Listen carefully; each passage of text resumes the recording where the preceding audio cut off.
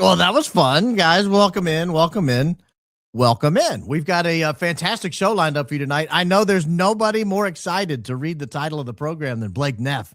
Oh, and the other Blake. Hey, but fear not. They may end up getting worked into the show at some point anyway. We've got a lot. My open is fun today. That's what was taking me so long. That's why I was notably a minute or two late. You guys are so spoiled, so spoiled. I start precisely on time every single time. And so when I'm even just a smidge, like I started at 5:01. 5:01, I hit go live. 5:01, ladies and gentlemen. But that's okay. I understand. You expect perfection, and I aim to give it to you. And we'll do that today.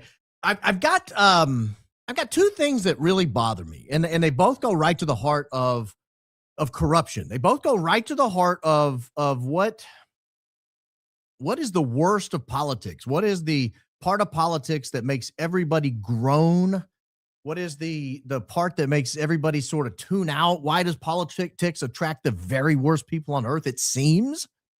And I've got two different stories lined up, and I want to talk about both of them because I think there's a connection. There's a bridge in between those two. The fact that we all would suggest the current Congress is corrupt, our current presidential candidates that we can keep electing are corrupt, they're awful, they're terrible, they're the worst people. Is this the best we have?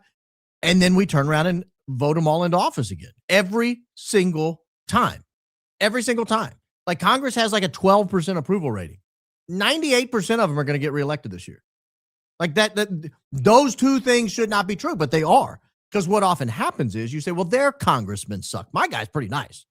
No, in fact, mine is not. I voted against him in the primary, and I will not vote for him in the general election. I don't care who the Democrats put up. I will not be voting. If my guy survives the primary in the next couple of weeks, I will not be voting for him in the general election. He sucks. He's terrible. His name's Andy Ogles. He's a dud.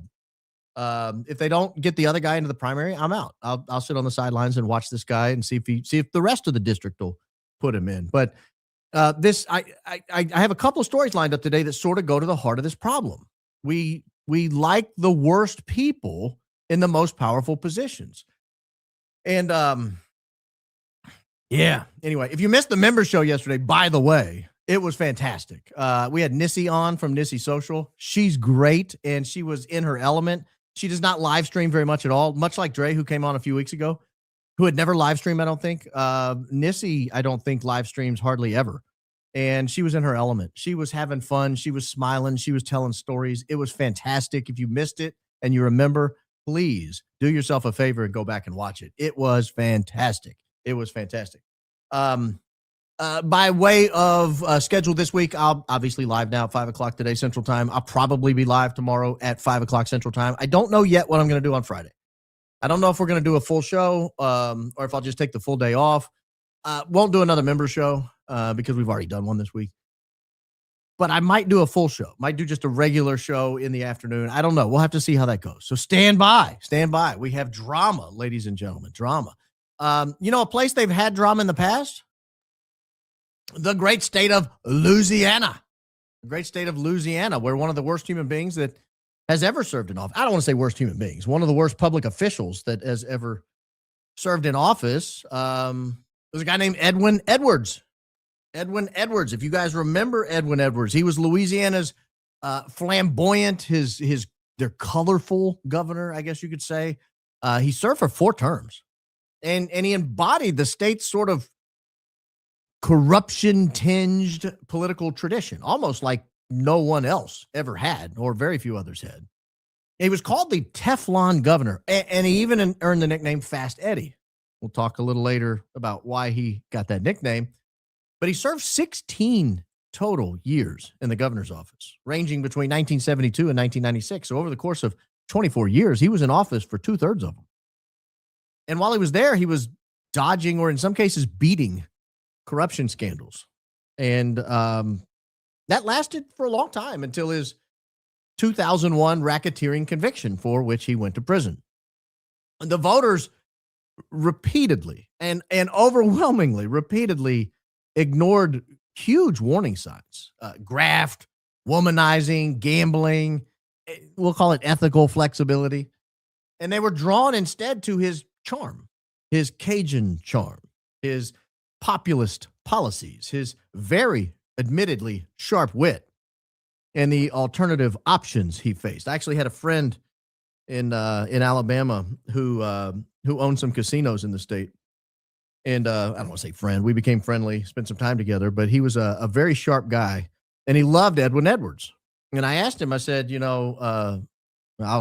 name was Uncle Milty is what people called him. His name was Milton. I said, Milton, why do you like this guy so much? And he said, the man's got charm. He's just charming. And then he told me a story that Edwin Edwards had told him about when Edwin Edwards was caught on camera delivering a suitcase of cash to pay off a gambling debt. And he said, you know what that SOB told me? I said, no. He said, I asked him, what did you tell the reporters when they showed you the video footage? Weren't you cooked? Like, weren't you just caught dead to rights? And he said, no. I told him when I won, I expected to be paid. And when I lost, I expected to pay. That's the kind of guy he was. He was just a charming Louisianian through and through. He was born in 1927, and he was born to a sharecropper family in rural Ivoire parish, or Ivoire, or however you pronounce that parish. And he had French Creole roots and tremendous ambition. That was kind of his defining characteristics. He was very ambitious and very French Creole rooted. He briefly preached, believe it or not. He was a Nazarene preacher, and then he went to law school at LSU. And when he got out of law school, he opened up a law practice in Crowley, Louisiana, and he served there on the city council. He was in the state senate. He even served in the U.S. House. And while he was kind of rising through the political ranks, he built this overwhelming political machine. In 1971 and 1972, he won the governorship of Louisiana because he was able to, frankly, one of the first people to be able to do it, unite the Cajuns, the Creoles, and the black voters. And in a very crowded field, he defeated a guy named Dave Treen, who was, going into the race, the overwhelming favorite. And he positioned himself as a Huey Long style populist. Now, to his credit, he had a lot of faults, but he did modernize Louisiana quite a bit. He championed the 1974 Constitution, and that Constitution replaced a very bloated and very antiquated 1921 Constitution that was really, in a lot of people's minds, holding the state back a great deal. He completely reorganized the government from the ground up, and he shifted oil severance taxes so that they became a percentage of the value of the oil, which just was a huge boom to the state coffers. So the state now had money to spend on improving the state's infrastructure. The oil boom in the 1970s, it was unbelievable. I mean, it was like they were swimming in cash. They couldn't get enough cash in the door. It was a huge amount of money. Oil prices went so high that oil revenues just came flooding in, and spending almost doubled in the state in just a short few years. That allowed him to fund a better education system. He took on some state health services, and he even built the Louisiana Superdome, which attracted the New Orleans Saints and made New Orleans and Louisiana something of a national city. But there were warning signs almost immediately. Like, he was candid. Like, he was not a dishonest individual. He was very candid about his ethics or his apparent lack of ethics. He was questioned by a reporter on illegal campaign contributions, and he quickly replied, "It was illegal for them to give the money. It was not illegal for me to receive it." He invested in real estate that was tied to his office. He went on Las Vegas gambling trips that greatly disturbed a lot of the voters back home, and he didn't care. He flaunted it, talked about it openly. Even his close aides faced a lot of trouble. His commissioner of administration, a guy named Charles Romer, and actually Charles Romer was the father of future Governor Buddy Romer. Charles Romer was convicted of bribery with mafia links, and Edwards then pardoned a mob associate involved in the bribing. And the FBI actually recorded the mob boss, a guy named Carlos Marcello, praising him for following through on the deal. But even still, voters largely overlooked this because the state was, for the first time, becoming kind of modernized and profitable and prosperous. Probably a better word there. He cruised to re-election. 1972, even in the wake of all that scandal, all that kind of what a lot of people call a character flaw. He got 62% of the vote. He had this charm, this Cajun feel, this Creole feel, this one-liner zing that he would just pull out whenever he needed it. And for example, he once called an opponent so slow it takes him an hour and a half to watch 60 Minutes. He just had a way of bringing humor to just about every situation. And then he hit term limits. He had served 2 terms and he had to sit out. So 4 years later, he came back and was elected, 1983. He beat Treen, the guy who was favored to beat him 2 terms before. And he promised good times, but the problem was the economic situation in Louisiana in 1984 was much different than it was in 1972. There was a giant oil bust. Oil prices had been very high in the 70s, and that had been very good for Louisiana. Oil prices had collapsed by the mid-'80s, which was good for the global markets, good for the overall United States market, but it was terrible for states that relied on that revenue for their budgets. And so he was faced with budget deficits, and that forced some pretty tremendous tax hikes. And as you can imagine, those are pretty unpopular. That is not the populist way to govern, is to hit people with tax hikes. And so all of a sudden, for the first time, he has really intense corruption probes as people are saying, what's going on? Let's get him out of there. 1985, he actually faced a federal indictment, mail fraud, bribery, racketeering, and it was tied to hospital certificates. So what happens is if you want to open a healthcare facility, you got to go to the state and get permission. And that creates incentive for bribery, frankly. A lot of states have had this problem. Alabama notably had a problem with Richard Scrushy years ago around the same issue. And so he ended up being probed for kickbacks, Medicare, Medicaid kickbacks. And the prosecutors alleged there were millions of dollars that were funneled through families and friends. But in 1986, he beat the charges. He beat the charges. The jury wouldn't convict him. But he was damaged. He was very damaged because he no longer had this perception of the Teflon governor, because now things started sticking to him and his negative rating started soaring. And in 1987, he ran for office again and finished 3rd in the primary behind Buddy Roemer, who we talked about a minute ago, and conceded it. It was the first electoral loss in his very long and storied career. He had sort of marched through every race he'd ever been a part of.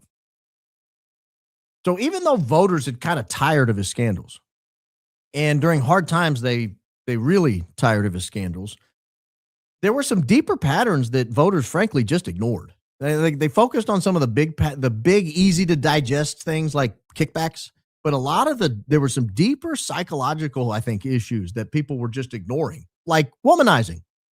His nickname was Fast Eddie, and that was why, for the womanizing. He was a degenerate high-stakes gambler. He gambled a lot of money. And he had a governing style that sort of blended populism with cronyism. It was we'll be populist about it, but all my friends and family are going to be the ones making the money.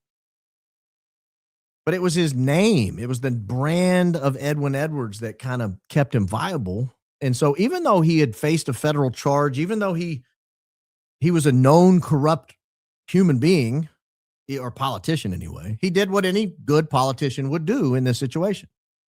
He ran again for the governor office.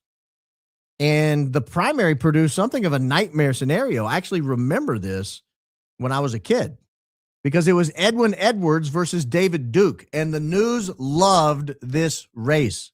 It put people in a very, very difficult position, because you either had to vote for Edwin Edwards, one of the most corrupt politicians the nation has ever seen. That was the perception. Or David Duke, who was a former Ku Klux Klan Grand Wizard. And so all the spotlights and national attention sort of zoomed in on Louisiana. How are they going to go here? Well, it was pretty obvious his baggage was absolutely enormous. So you would expect him, even though David Duke was the guy on the other side, you might expect him to have lost. There's the indictments, the acquittals, the reputation for graft, the high-stakes gambling, the personal excesses, the womanizing. But even in the midst of all that, he had very high spirits, and he joked during the campaign, the only way I can lose this election, very famously joked, and I don't joke about this, but he joked about it, so I'm just going to articulate what he said. The only way I can lose this election is if I'm caught in bed with a dead girl or a live boy. And he was right, because he was caught in bed with neither, and he won overwhelmingly, 61-39. It was record turnout. Bumper stickers were hilarious. One said, "Vote for the crook. It's important." Another one said, "Vote for the lizard, not the wizard." Black voters turned out in historic numbers for Edwards to block David Duke. Many whites held their noses, kind of fearing David Duke's extremism more than Edwin Edwards' notable corruption. And one voter was caught on camera saying he's crooked, but he's an honest crook. An honest crook. Edwards joked about the wizards beneath the sheets with David Duke, but the victory kind of highlighted a pretty core dynamic in Edwin Edwards' career. He thrived when he was either framed as better than a worse alternative or the guy who could give you good times. And supporters prioritize things like jobs. It's like, hey, he may be a crook, but life is pretty good when he's around. They loved the Cajun identity, the Creole identity. They loved the fact that he was very proud of Louisiana. He was not embarrassed by it like some other governors had been. And they liked his sort of anti-extremism, his sort of populist feel over any perceived ethical flaws. So, it shows charisma means a lot. Now, his fourth term, this was from 1992 to 1996. It was fatal. It was absolutely fatal. He legalized riverboat casinos and a New Orleans land casino to generate revenue. And as you can imagine, when Edwin Edwards is in the casino business or the casino granting business, the floodgates of corruption were opened, and federal probes revealed schemes about extorting people for licenses, bribes, kickbacks, influence peddling. His son Stephen was even involved, Stephen Edwards. Key evidence was a $400,000 extortion from former 49ers owner Eddie DeBartolo for a casino license. There were people that were wearing wires and they were captured on tape. There were some very brazen dealings. And in 2000, he was convicted. He was convicted on 17 of the 26 counts against him, including racketeering, extortion, money laundering, mail and wire fraud. His son, Stephen, got 18 counts. And he was sentenced to 10 years in prison, Edwin Edwards was. He served 8. He got out in 2011. He jokingly, as he was released, called himself a model prisoner. And he showed little remorse. In fact, as soon as he got out, he married a pen pal who was significantly younger than he was. He went and starred in a reality television show and ran for Congress in 2014. It did not succeed. He lost, but you wonder how it happens. And I mention all of this because there's another guy with Louisiana roots who reminds me a lot of Edwin Edwards. We're going to talk about him tonight. His name's Victor Marx. He's got the same kind of appeal, and it seems to be a lot of people ignoring the same kinds of warning signs. Maybe not exactly the same crimes or whatever, but the same sort of weird backstory, and we're going to get into some of that. But how can this even happen? How can a guy like Victor Marx be considered a viable candidate in Colorado for the governorship? How could Edwin Edwards win time and time again?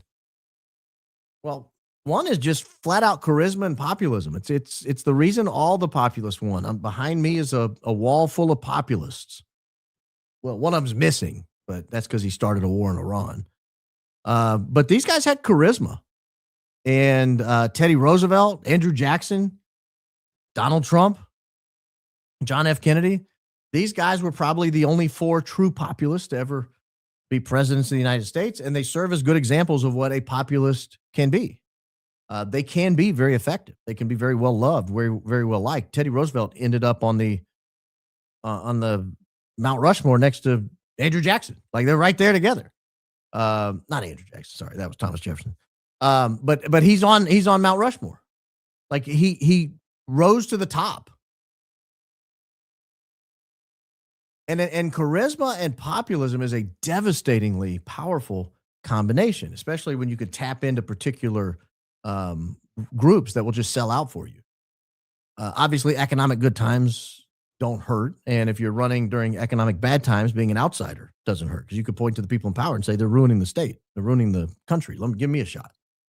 Obviously, being better than the alternative is frankly why a lot of people vote. It's why a lot of people don't necessarily regret their vote for Donald Trump, even though they disagree vehemently with a lot of the things he's done. They say, well, he's better than Kamala would have been. Well, I mean, is that where we're going to be forever? We're just voting for the better than the alternative? And then you got this machine politics. When you have a strong organization, when you have a very strong grassroots organization or a huge voter bloc, like with Edwin Edwards, he had sort of underserved communities, the Creoles, the Cajuns, the black voters. These became huge voting blocks. And once you have sort of an immovable voting block, you've got a tremendous advantage. Victor Marx has that with sort of evangelical voters. He's just got kind of a voting block, and it just creates a floor you can't go below. And if you have any kind of wind that pushes you up, it becomes very easy to win. His story, Edwin Edwards' story, is about charm, timing, and being the best, the least worst, I guess you can say, is a more powerful story than bad ethics. Now, he died in 2021. He's not alive to speak for himself, and I've tried to be fair to him. He died at the ripe old age of 93, and he left a legacy. He left a legacy, outsized influence, achievements, and also a self-inflicted downfall.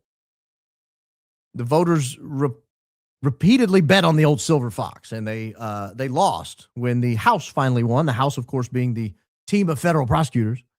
But his career remains a case study in political resilience amid obvious, long ignored corruption signals. And that is why I wanted to talk about Edwin Edwards before we moved into Victor Marx, because I wasn't sure whether to start with lying garbage bag. I have something else written on the screen. I'm not going to repeat it. Lying doo-doo bag Frank Turek, who has been caught in multiple lies after the podcast we did a couple of days ago on him, or start with Victor Marx. And I think because we just talked about Edwin Edwards, let me start with Victor Marx. I will hold for the next segment lying doo-doo bag Frank Turek. He has been caught in so many lies. So many lies. And we're going to get to that because he looks terrible. If you make your name as a Christian pastor or whatever, same with Victor Marx, you better be unassailable or you're doing the Lord a disservice. You're really doing the Lord a disservice. If you come out and you say, vote for me, I'm a Christian, or listen to me, I'm a Christian, and you are a piece of trash, or you live like a piece of trash, or you behave like a piece of trash, let me be kind, I don't know them personally, you better be pretty unassailable. I want to start with a video about Victor Marx's daughter. About Victor Marx's daughter. I'm not going to play the whole video. I'm just going to play a little bit of it. But I do want to start with this because it sort of sets up the kind of allegations that persist around this guy. Victor Marx, if you know anything about him, and I'm talking about Victor Marx, the guy running for governor of Colorado, the guy who on September 11th, 2011 was one of the very first people to greet Erica Kirk in person, the one who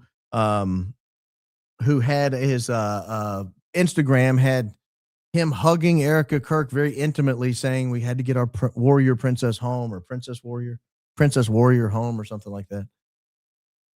But I want to start out with a video that talks about some allegations against Victor Marx from his own family, particularly his daughter and his son. Because I think there's something here that if I was a voter or I was a TPUSA supporter, I would want to know existed. So I'm going to help you find out it exists. This is a woman doing a podcast talking about it. Did Victor Marx buy his daughter's silence? Here's how she opens. In 2023, Brianna Marx, who's his youngest daughter, Victor Marx's youngest daughter, she came forward and she made several social media posts.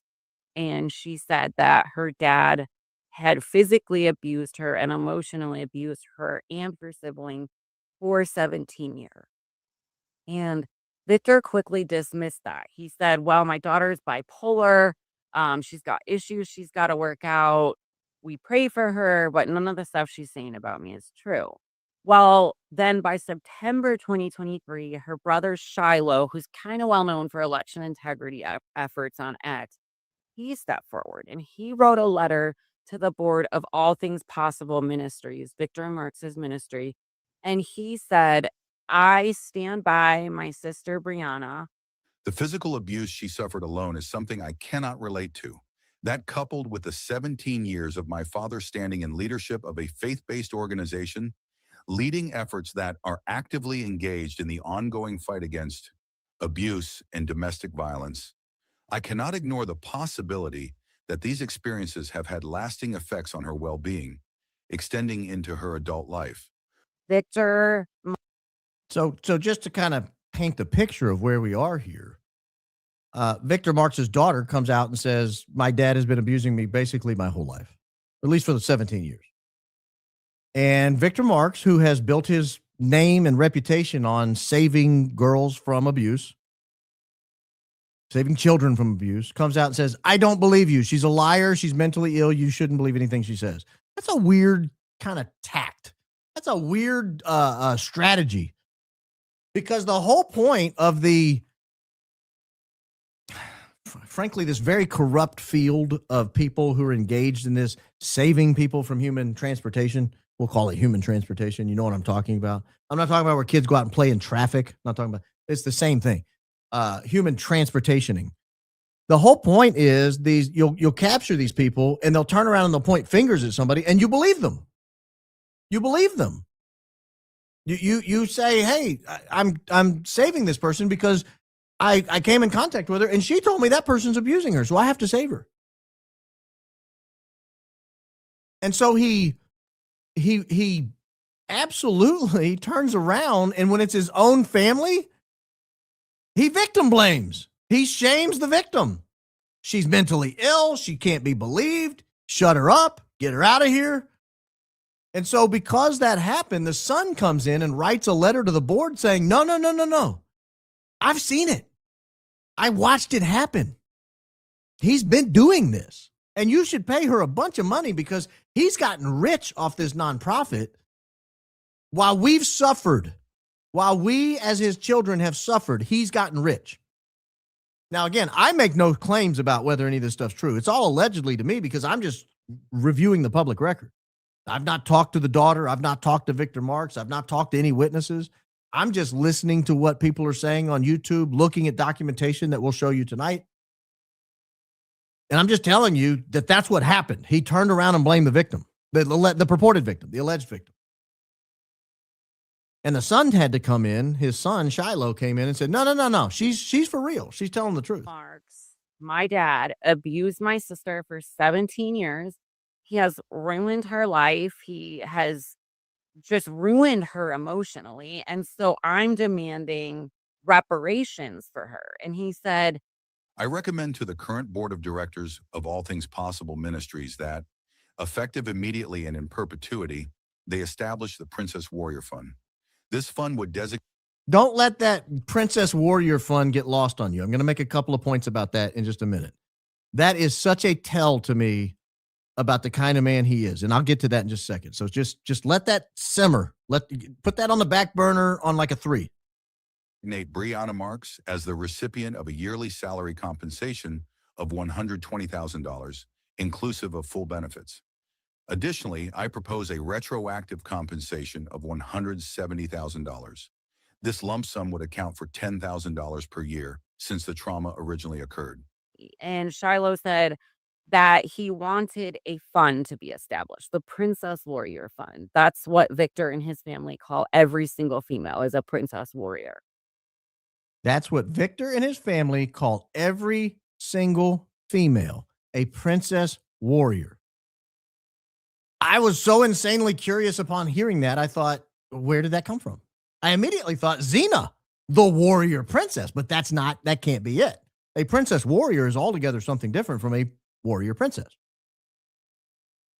A princess warrior, the princess almost becomes the adjective of the noun warrior. A warrior princess, the princess is the noun and warrior is the adjective. They're opposites. They're not the same. And so I scratched my brain. What would warrior princess, or princess warrior? Because it's weird. Why would someone say that?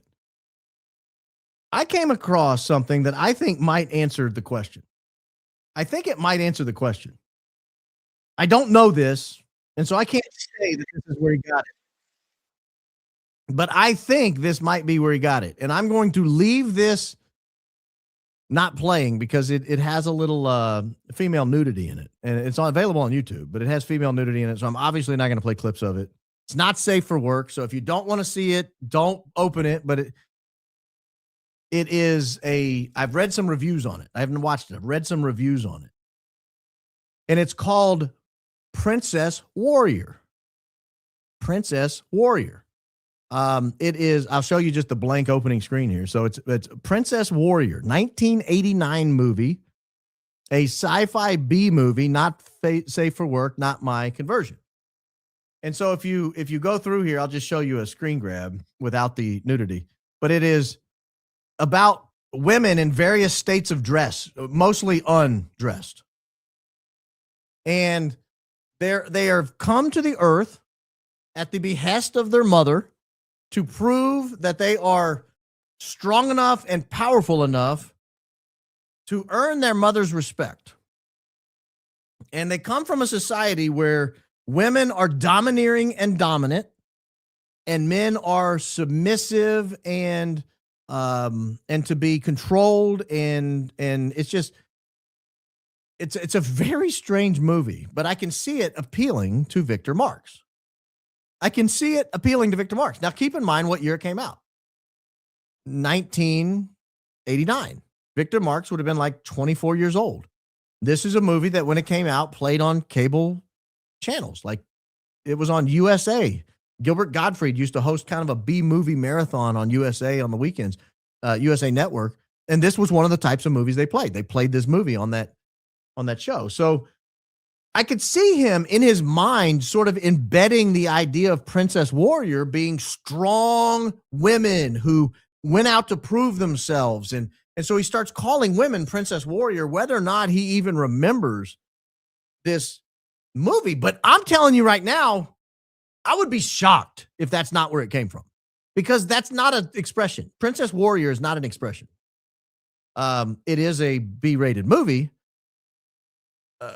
And if you know anything about the dynamic alleged between Eileen and Victor Marx, it's very accurate for what Victor likes.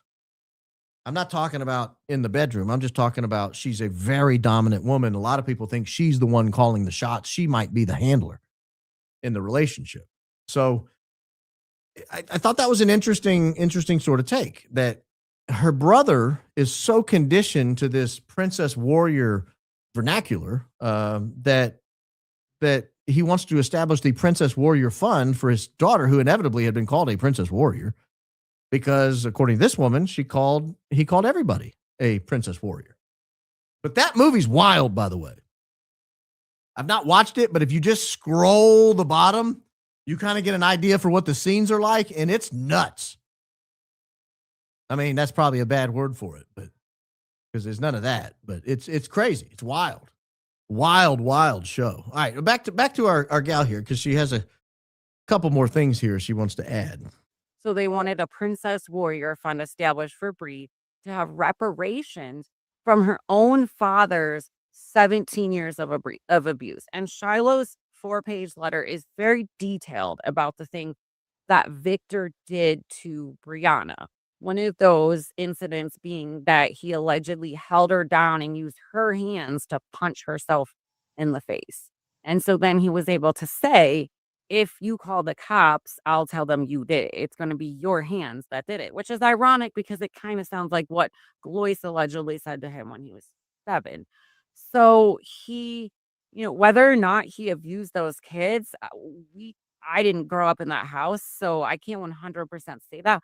But when you've got your daughter writing social media posts saying that you did this, and then your son corroborates that, I tend to believe the two children. Brianna Marx. Okay. Now, I'm going to pause it there, and I'm going to let you know something. After all this happened, and after they said we need to establish a fund, and the brother comes out and says he believes her, she recants. She recants. She comes back and says, I didn't say it. All right, it didn't happen. Now, we know there have been some shady money dealings in Victor Marx's past. For example, he paid like triple, I think, what he paid for his own house. You know, he owned his own house. He and Eileen owned his own land there. And then it looked on paper, at least. I wasn't there. I don't know how the transactions transpired, but we went through this on a show several months ago, or a couple months ago. It looked to me like he then took the charity's money, several $1 million of the charity's money, and paid himself for that house, paid the trust that he benefits from for the house. So the house is now owned by the charity, and he ends up with all the money in his pocket. It's just imagine you run a charity and there's $3 million in it. You're like, how can I get that money into my pocket? You know, it's I can't just, it's not a nonprofit. I can't just take profits and pay taxes. I got to somehow, I'll buy the house. I'll use it to buy the house. Pay a small capital gains tax, maybe not, and then off we go. Then I don't have to pay income taxes on it. I don't have to come up with the distribution angle. So it's not a huge stretch to believe that maybe she got the payoff she was looking for. Maybe Victor said, okay, you want money? I've got money. We'll get you out of the way. I need to run for office. I've got some stuff I want to get accomplished. I'm a big man on campus, and I've got to take this seriously. So this is I'll show you a piece of the recanting here, because she does, and I think it's fair. If you're going to present the story, you present the whole story. She does recant, and it's on camera. So we'll take a look at it here. So I made a public video in 2024 defaming my dad, and I felt very justified in the moment. My intention was to get my dad's attention. And, if you don't have parents who are well-known, if you don't grow up in that, it might be very difficult for you to understand. But sharing my dad with the whole world, essentially, has always been hard for me. My dad started his ministry when I was in high school, and I require a lot of attention. Okay, so I wasn't getting it. And I did things and said things that I shouldn't have, and I wholeheartedly regret it. But you know what I'm grateful for is, despite my mistakes in saying things that weren't wholly true, I shared a part of several memories, and I wasn't giving the full picture. I shared a part of several memories and wasn't giving the whole picture. She accused him of abusing her. I mean, if that's even a part of it, we've got a real problem on our hands. You don't need the whole picture. The abuse is enough. Like there's no excuse for physically abusing your children. There's just no excuse. So if you've done it, what's the rest of the picture? So let me pause her here, because I'll say right now, I don't believe this recantation. For one, it takes place in a setting that I can't stand. I hate car videos. It's way too common, and I have no idea why people do it. I immediately roll my eyes and scroll past them when I see them in real life. I see reels, I see whole videos, I see whole YouTube things. If you've ever done one, I'm not judging you as a person. I'm judging your work. I'm judging that particular piece of your work. I don't like it. Because just sit in a house, like get in a house and record yourself. Even if you're just going to use a vertical format of your phone, just set it up on a desk and start talking. It's weird to me. It's a very weird format. So that's number one reason I don't believe her. I discount anything anybody says in a car on camera. Number two, if you're going to make that allegation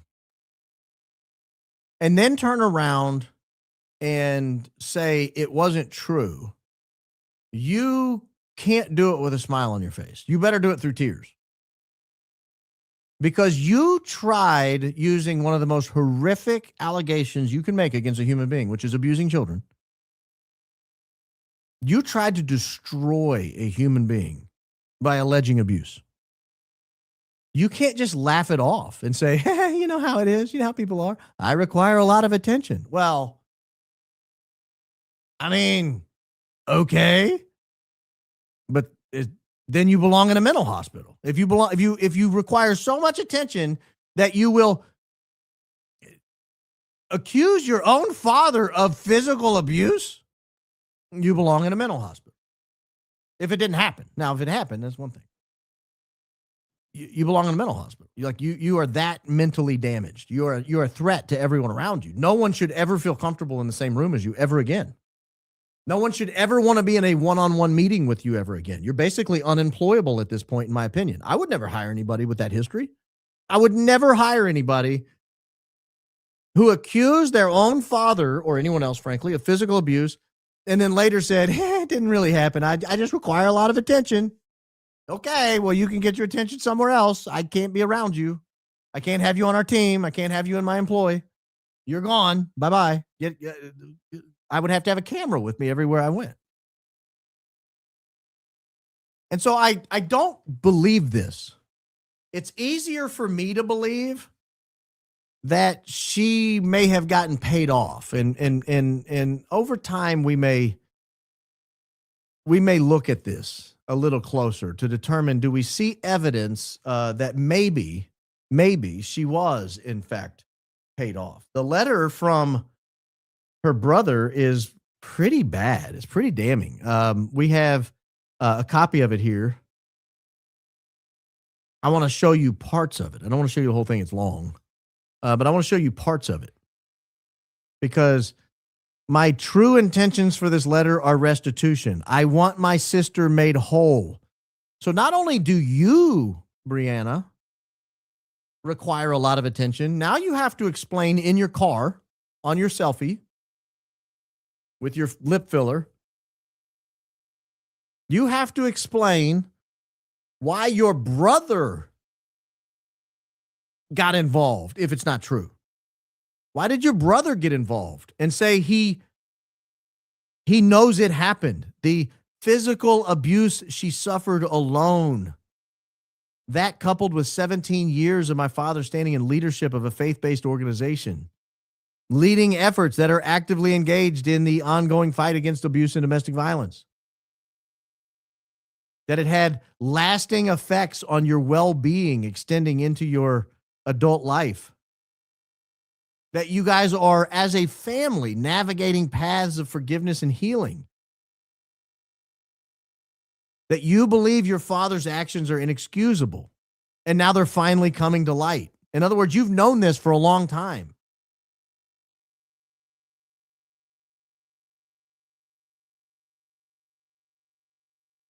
Like, this is not something that can be explained away as, oh, I just needed a lot of attention. No. Your brother corroborated your story. Your brother came to your defense.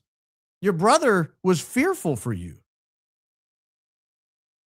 And I will show you a closing area here, a closing part of the letter here. In closing, I ask, with no contingencies or conditions on my part, that you provide restitution to my sister for the matter she's kept private and concealed for many years out of respect and love for the countless women and children helped by All Things Possible. Would All Things Possible Ministries be able to withstand such a revelation? Well, apparently. Well, he says the unequivocal answer is no. Apparently, they can, in fact. During the formative years of All Things Possible, my family, including my sister, regularly visited youth prisons on a weekly basis. We witnessed the beauty and transformation that occurred when my father spoke. She experienced firsthand the positive impact my dad has had on hundreds, which later grew to thousands and now millions of people. She has kept this devastating trauma to herself for all these years. And that's where she gets into the Princess Warrior, or where he gets into the Princess Warrior fun. And so I don't buy the car selfie. I don't believe most car selfies, frankly. I don't buy this one. And I want a good explanation for why they happen. I want someone to explain to me why car selfies are a thing. Because I don't know. I can't figure it out. Now, there is history, documented history with Victor Marx and this daughter. Here is a case summary: Marx versus Marx, family law, domestic violence, restrained person, Brianna Marx. This is where he got a restraining order against her, filed on February 11, 2010. And here's the sort of the documents associated with that. So, he has a good case. Oh, yeah, she's so crazy, I had to get a restraining order against her. Here's another one from July of 2010, same year. Here's another one. But if you'll remember, what the allegations was that he would hold her down, use her hands to do the beating, and then say that she was the one who did it. And we have no idea because we don't have these documents. We have no idea what the allegations were. But it's pretty terrifying what this family has done. And this guy wants to be treated as sort of the warrior princess guy. For example, here is that photo I was talking about on Instagram, where Victor Marx talks about Erica Kirk being a warrior princess. Jesus is the only one to hold us tough warriors when no one is around. Last night, the world witnessed one of the most courageous and powerful messages imaginable from the heart of Charlie Kirk's widow, Erica. And here's a picture saying, getting the warrior princess home. There's that, or princess warrior, excuse me. Princess warrior home. Now, I will show you a couple of things on this. One is this guy's face on the right is redacted and this guy's face on the left is redacted. We don't know why that is. We don't know who those people are. But if you look carefully, and you may not be able to see it here, but if you pull this up on Instagram, there's something redacted between his legs. You see that? There's a redaction between his legs. And I don't mean that in like a sexually degenerate way. I mean that in like there are scribbles between his jean legs down here on this frankly heavily processed photo. So we have no idea what was here between his legs that he's hiding. I think that's weird. If anybody has any ideas, please let me know. That picture looks so weird to me. If I knew somebody whose husband had just been slaughtered in broad daylight, I probably would not post this picture. I probably would not post that picture because it's just a weird sort of self-serving. It's almost like he's self-serving, saying how awesome he is getting her home and being there, bragging that I'm one of the first people there after the world famous Charlie Kirk has passed. I'm one of the first people there. And that's a weird flex to me. Calm down. No one needed to know you were there. Obviously, you didn't want people to know these two people were here. You blacked out their faces. Obviously, whoever's here between your legs, you didn't want them to know. I don't know if that's a dog sticking his snout through there. I don't know if that's like maybe you can catch a glimpse of Erica's kids in the background. I honestly don't know what's back there. But something's redacted between his legs and very sloppily because it looks like somebody just took their phone and did this before they posted it at the last second, which is weird to me. But that's showing you that habit of princess warrior is something that's real. Now, I want to show you something that we've not seen reported anywhere. Did you know that Victor Marx was arrested for having ammunition in an airport sterile area, meaning past security, past the TSA line? We've got that information here for you. It was found on Judy Records, San Bernardino, California court record. People of California versus Von Marx. You guys know his name is Von Victor Marx. People of the state of California, the plaintiff, the defendant, Von Victor Marx. His lead attorney, David Martin Goldstein. I don't know anything about Mr. Goldstein other than his name is David Goldstein. But here is the charge. The first charge is fighting noise, offensive words. So he's passed the TSA security line. This is in 2012, August of 2012. He's passed the security line and apparently fighting, making noise, and saying offensive words. That's the allegation. Actually, it's, May 23. And here is the disposition here. He was not guilty of this charge of possession of ammo in an airport sterile area, but he was charged with it. He was arrested for possession of ammunition in an airport sterile area. Now, not guilty. He was convicted of the fighting, the noise, and the offensive words. And what we learn, if you look at the docket, what you learn is this is a plea agreement. He pleaded no contest to one count of the fighting charge. He pleaded guilty to one count of the fighting charge. And then they dropped, or he was found not guilty, of the possession of ammo in the airport sterile area.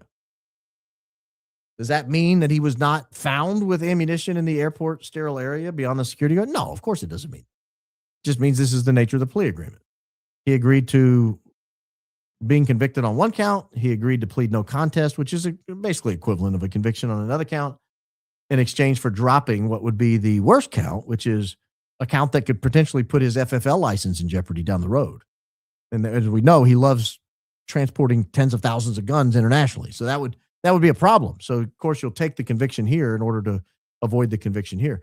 I don't know if on his FFL license he reports these convictions. I honestly don't know. And I don't know if fighting in an airport sterile area where you've been charged with having possession of ammo in an area that you're not supposed to, if that would prevent you from having an FFL. In other words, did he go like Hunter Biden? You know, Hunter Biden was convicted of this very charge, of lying on his FFL application. I think it's worth, if I'm a voter in the state of Colorado, I'm very curious. When you fill out your FFL license, when you fill out your license to get a gun, you know, there's a long sheet that you have to fill out. It's yellow. We've all filled it out dozens of times as you buy guns. If you bought dozens of guns, you filled it out dozens of times. But you fill out this same sheet every time. And it looks the same. It has the same questions. You got to be real careful because it's yes, no, but it's not no all the way down. There's a couple of yeses that are required. And so you have to read each question carefully, and you're always nervous that I'm going to accidentally fill in the wrong bubble. I don't know. Since 2013, has he been reporting these arrests? Because I know there's a question about arrests and violence and things like that. So I honestly don't know the answer to this. I'm assuming this is the same guy. It's the same birth date. It's the same name. It's the same, it's in an area where he had previously asked some questions of government officials that are on the record. But if you read this docket, you'll find out that he entered a guilty plea on those things in exchange for dropping the one charge. But that's the kind of guy he is. That's who we're dealing with. A guy with a fighting conviction in an airport. A guy with a charge for having ammunition in a controlled area in an airport. A guy whose daughter comes out and says she was abused for 17 years. And then later comes out in a car selfie and says, I'm just kidding. I just need attention. Oh, girls. No, I don't. I don't know girls like that. I don't know girls like that. If you recall, I referenced this earlier, and we have the documentation here. This is where the With God All Things Possible Ministries have purchased for $2.95 million the property that Victor Marx, I believe, lives on. I believe the address is for his house. I can't state that with absolute certainty, but every investigation I've done on the man, I believe that's his house and that's where he lives. We've shown satellite footage of that house. We clicked through by the year, if you remember, and watched them build whatever that underground thing is they're building in the back. They have some weird like parapet or something, some kind of defensive structure that's built back there. They have several outbuildings behind the house. It's as creepy as the Fold AR guy described it, frankly. As creepy looking as he described it. Very nice place, though. Nice area of town. But again, is this a proper use of money that was donated to a ministry that's people believe they were donating to save kids' lives?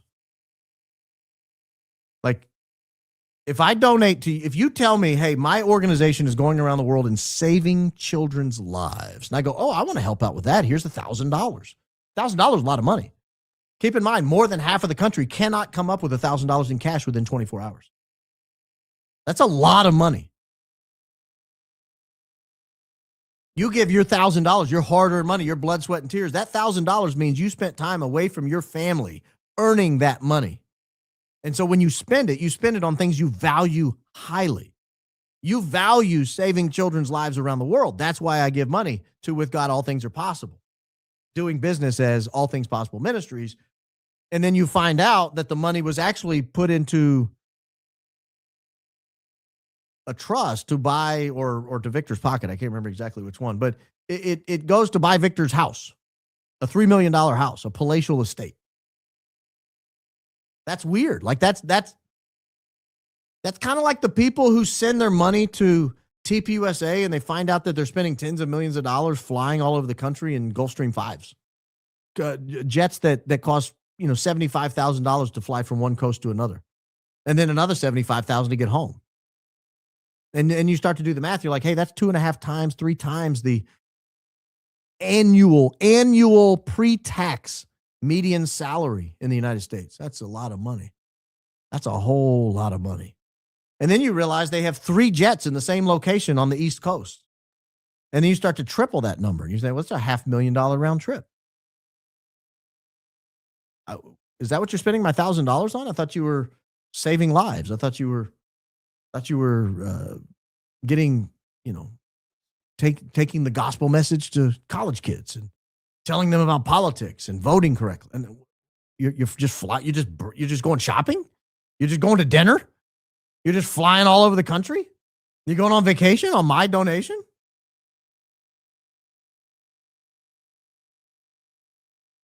Like, I don't have a lot of patience for this level of abuse of nonprofits.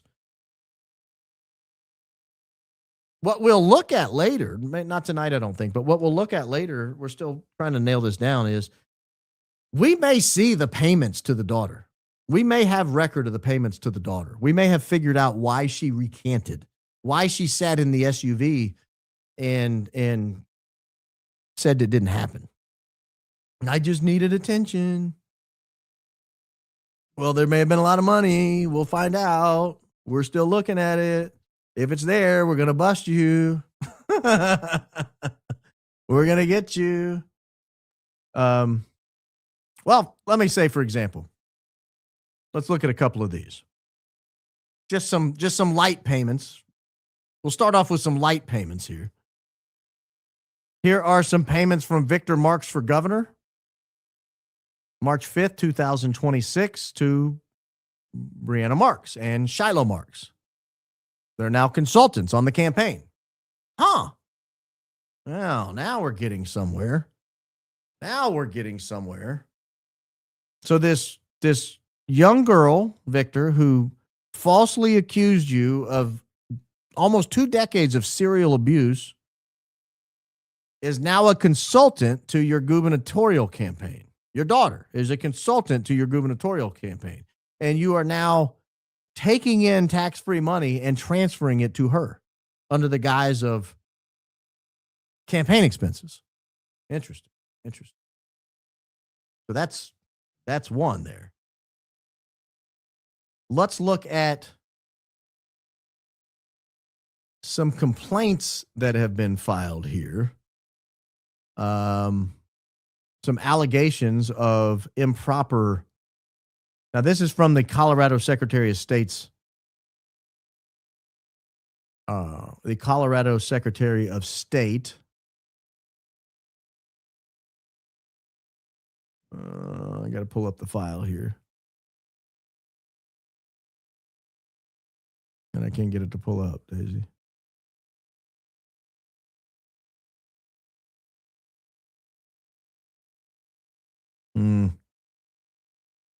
Oh, please. I can't get it to pull up. Let's try this one. Well, like I said, we may have to come back to this because I can't get it to pull up. But there are a number of complaints that have been done. There are a number of LLCs that have popped up that have taken in a lot of money, and you wonder. You wonder if why can't I get these to pull up? They popped up earlier. Yeah, whatever. We'll get them. You wonder where the money's going. Like they've already brazenly paid off their kids. They've already brazenly paid their kids for certain campaign expenditures. I think that should be prohibited. Families, direct descendants, direct campaign people direct relatives of the campaign should not be benefiting from the campaign. They can volunteer all they want, but they should not be employees of the campaign because it's just too easy to say, oh yeah, they work here. And then now you're just paying your family. You're bringing in campaign contributions and just redirecting it to your family. So we will get to that. So this story is to be continued. We will continue on this story, but I will tell you right now, my conclusion on this is I think she's full of crap. I think she was honest when she made the allegations. I think the son was honest when he made the allegations, allegedly, in my opinion. I'm not stating that as fact. I'm just telling you my gut instinct on this. And when maybe tomorrow we'll look at them. Maybe we'll have them so that they pop up a little easier. But when we look at them, we will say, were there additional payments? Not just the ones that were itemized directly to them, but were there in fact additional payments? And are we watching the corruption in real time? I think this is a bad actor. I think this is a bad guy. And I think he thinks he's something of an Edwin Edwards. He has Louisiana roots. That's where he's allegedly was formed. That's where his dialect comes from. And so I don't doubt that he is aware of Edwin Edwards. He came up in the age of Edwin Edwards. And that he was aware of kind of that quick talking Cajun accent and, well, everybody just kind of looks the other way because you're kind of charming and good looking. Well, I'm not so sure about that. So we are going to continue. We're going to continue to look at this and we're going to continue to bring it to your attention. I do want to show you a couple of items that have come to my attention based on what we covered. So I'm transitioning now back to lying doo-doo bag Frank Turek. I think he's a piece of trash liar. I said it, allegedly, in my opinion. And I think I'm going to prove tonight because of people like Base Sam Parker and others who on X watched our podcast from a couple of nights ago, saw Frank Turek say things, and then because this is a decentralized investigation, there are thousands and thousands and thousands of us following along. Sam was able to go, hey, wait a minute, that story doesn't add up, and I'll show you exactly what he's talking about. Let me take you back to the podcast between Jack Hibbs and Frank Turek. Frank Turek is going to describe, or Jack Hibbs is going to describe, when Frank Turek called him. And this is very important. It got past me the other night. I was too focused on the actual content of this particular discussion, and I wasn't thinking of it in the global Charlie Kirk narrative and all the BS lies we've been told. Here is a BS lie that we're going to expose in just a moment, but you got to see the original BS lie first. Allegedly, in my opinion. And then so I went about my morning, not long, and I'm trying to remember the sequence of things. I either got the first call from you or from Mikey. It was one or the other. It was very, very close. I do believe you were the first one. That was after we got to the hospital. Okay, then I got the first call from Mikey. Because I was in the emergency room after we got Charlie there. I called you. I remember what you were saying. Yeah. I was in the emergency room after we got Charlie there, and then I called you. Well, that's not bad. Okay, what's wrong with that? Well, I'll show you. I'll show you precisely what was wrong with that. Let me go back to Megyn Kelly interviewing Frank Turek. He has a different story. Now, the story should not change. This day should be seared in his smooth brain, but it is apparently not.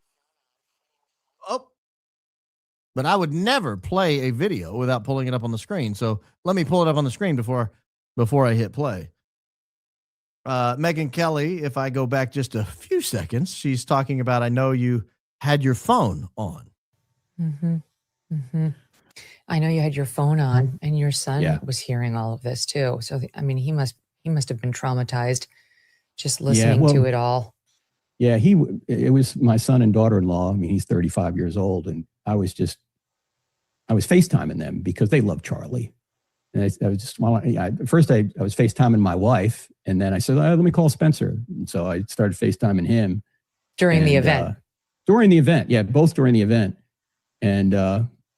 And then when the shot rang out, I just, as I say, started heading toward the car, and I just put the phone in my back pocket. I didn't turn it off. I just, instinctively.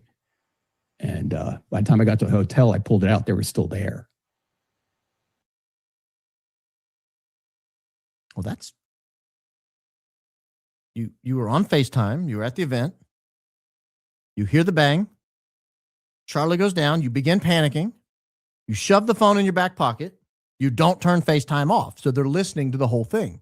Your words, not mine. You go to the hospital. You're at the hospital for an undetermined amount of time. We'll talk about how long that was in just a moment. You get back to the hotel, and they're still on FaceTime. That's what he just said. You were on FaceTime. The whole chaos happens. You shove the phone in your pocket. You rush into the car. You rush into the hospital. You get back to the hotel. You pull out the old phone. Lo and behold, they're still on FaceTime. Hi, guys. Well, Frank, you just told Jack that you called him from the hospital.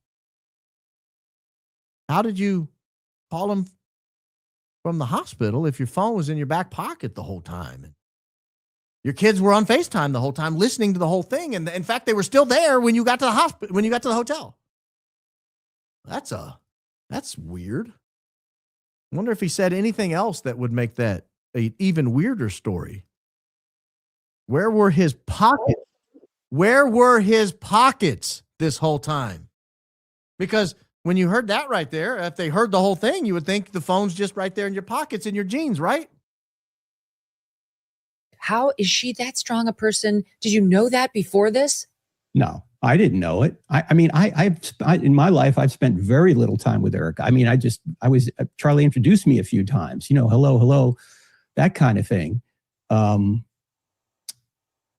me pause right there and just say one more lie. He talked in the podcast with Jack Hibbs about one of the things that happened when he was at Charlie's house is Charlie and Erica would put the kids to bed and then they would go for a walk. In other words, Frank was in the house. You never said anything but hello to her when you were in her house all these times that she was there putting the kids to bed? Like, is she a recluse? She doesn't come out of the bedroom?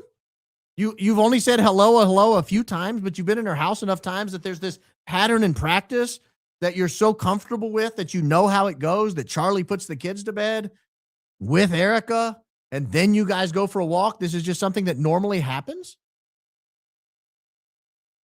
Or were you BSing Jack in order to establish an alibi as if Erica was there in the house? But that's not what I want to cover tonight. That's not the lie I'm looking at.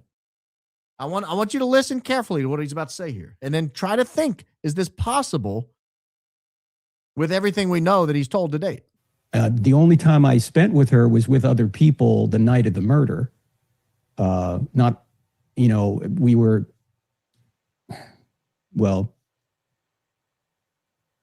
We were at that hospital for probably 6 or 7 hours after the murder. That's a long FaceTime call. My phone battery would have died. 6 or 7 hours? You were at the hospital 6 or 7 hours, but when you got back to the hotel, you told Megan Kelly earlier, when you got back to the hotel, your family was still on the FaceTime? They heard the whole thing? Is your battery the size of a Volkswagen? Do you have the largest phone in the history of mankind? Do you have a suitcase for a phone? You pick up your phone like this and hold it to your side of your head because the battery's the size of a Tesla? Oh, it gets worse. It gets worse. And I would say Erica got there maybe 3 hours after the murder, something like that. And of course, she had to have a long talk with the surgeons, and then she had to go see Charlie and had to do a number of things. And when she was done with Charlie and we were about to head out, we were changing cities essentially. And of course, Mikey arranged it all. She came out into the hallway and I was just standing there. I was standing in scrubs for, well, you can imagine why I couldn't wear my clothes. And she's. So where were his pockets? Where were his jean pockets as he was standing in scrubs for 7 hours? That his family could hear the whole conversation and they were still on FaceTime when he got back to the hotel. Frank? Frank? We're listening. We're listening, Frank. Frank, we'd like to hear the whole story. You told Jack Hibbs, you remember, Jack? I called you when I got to the hospital. Now, I want to go back and play that in light of everything you now know, that it's BS. It didn't happen that way. It's a lie. Because now the look on Frank's face makes so much more sense. Remember how 2 nights ago when we covered this and I said he looked like a disappointed father? Like, son, I told you, don't go to the field party. I know it's graduation night, but I know what happens in these field parties. The cops show up. You guys all have to run. Some of you get arrested. Don't go. I'll be very disappointed if you go. And then you find out your son was there and you go, told you not to go. It's disappointment. It's not anger. It's disappointment. Now look at Frank's face as Jack is telling the story, and you can see the disappointment just well up as Jack screws the story up and Frank has to intervene. And then so I went about my morning, not long, and I'm trying to remember the sequence of things. I either got the first call from you or from Mikey. It was one or the other. It was very, very close. I do believe you were the first one. That was after we got to the hospital. Okay. That was, dang it, Jack. That was after we got to the hospital. And then so I went about my morning, not long, and I'm trying to remember the sequence of things. I either got the first call from you or from Mikey. It was one or the other. It was very, very close. I do believe you were the first one.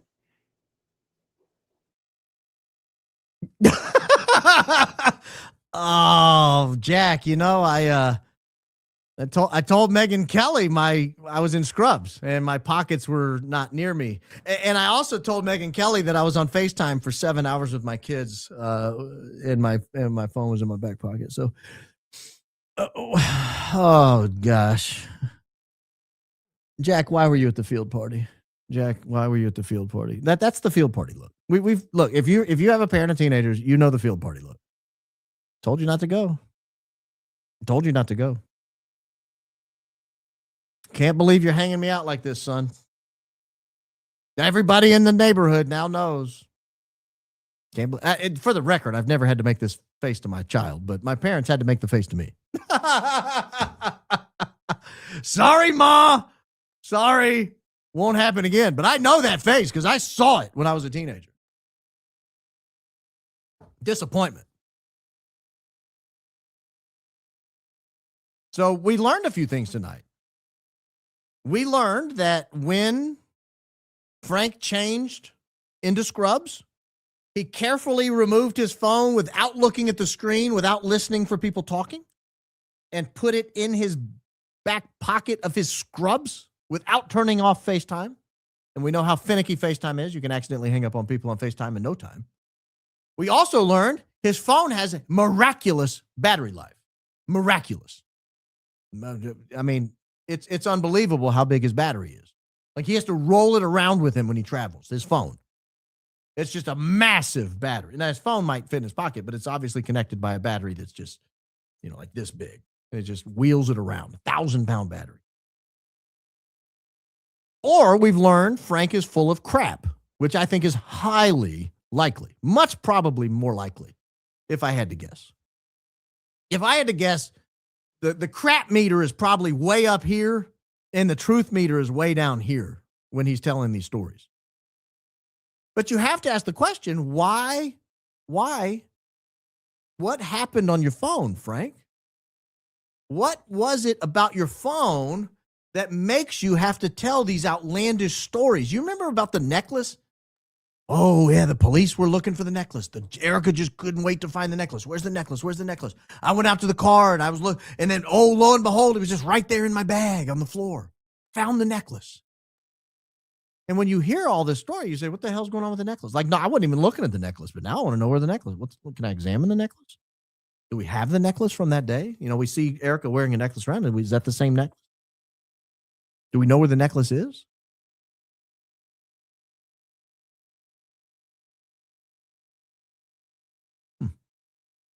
Did she get the necklace repaired? Is there a record of the necklace being repaired? We saw it tear off and zip around his head. So it raises the question, because there was so much emphasis around the necklace and so many different stories about the necklace. So he had to come in the night before and get the necklace. He never took the necklace off. But the night before, he did take the necklace off, even though he never took the necklace off. But because he took the necklace off, he had to come into the bedroom and get the necklace because he had to wear the necklace to the show, because he always wears the necklace. He never takes it off except the night he did take it off. And then because I'd given it to him as a gift because it's a great necklace and it was his first year anniversary present, and he wasn't a jewelry guy, but he loved necklace. Oh, here, Jesse Waters, have you seen the necklace and all the things? Here's the necklace. This is the necklace Charlie was wearing. Don't ask any questions about the necklace. Jesse, don't ask any question about the necklace. It's just a necklace. It's just a necklace, Jesse. Don't. I mean, it's natural for me to go, what the hell's going on with the necklace? Why are we talking so much about the necklace? No one was even talking about the necklace. It's like you pull over a guy with 10 kilos in the trunk. And the cops come to the door and he's like, 10 and 2, baby. He's like, no, everything's good. And the cops are like, everything good tonight? Yep, everything's good. Where are you headed? Don't look in the trunk. Why would you say such a thing? I was just asking where you're headed. I'm going to Kroger. Don't look in the trunk. Is there something in the trunk? Nothing's in the trunk. Don't look in the trunk. Stay out of the trunk. That's how I felt about the necklace. They're assaulting me with stories about the necklace, and I'm not asking about the necklace, which makes me ask about the necklace, makes me wonder what the hell's going on with the necklace. Well, now you know how I feel about the phone. What were you doing on your phone, Frank? What were you doing on your phone that you have to tell so many detailed stories about the phone as if you don't want anyone asking about the phone? You don't even looking at the phone. Because I'll be honest, after this, you know what I did this morning? Well, I did several things this morning. But one of the things I did this morning was I saw as many videos as I could find, and I watched about an hour and a half of them, of Frank Turek looking at his phone in the very few moments before Charlie Kirk was taken down. You know what I didn't see? FaceTime. I saw no FaceTime. Now, that's not to say 100% certainty that there was no FaceTime, but allegedly, in my opinion, he wasn't on FaceTime. So what the hell were you doing on your phone? It's obvious you don't want people asking about your phone. You can't stop talking about your phone. You guys don't want people talking about the necklace, and you can't stop talking about the necklace. You even have to show Jesse Waters the necklace. You have to wear the necklace around in public so that everybody makes sure we know we've seen the necklace. Nothing could have possibly gone wrong with the necklace. She wears the necklace. The necklace was in great condition. She showed the necklace to Jesse Waters. The necklace wasn't lost. Frank Turek found the necklace in the parking lot in the thing. And Erica was concerned about, shut up about the necklace. Shut up about the phone, Frank. Shut up about the phone. But now that you've mentioned the phone, what the hell were you doing on your phone? Because I know what you weren't doing, Frank. You weren't on FaceTime, in my opinion, allegedly. Doesn't look like you were on FaceTime.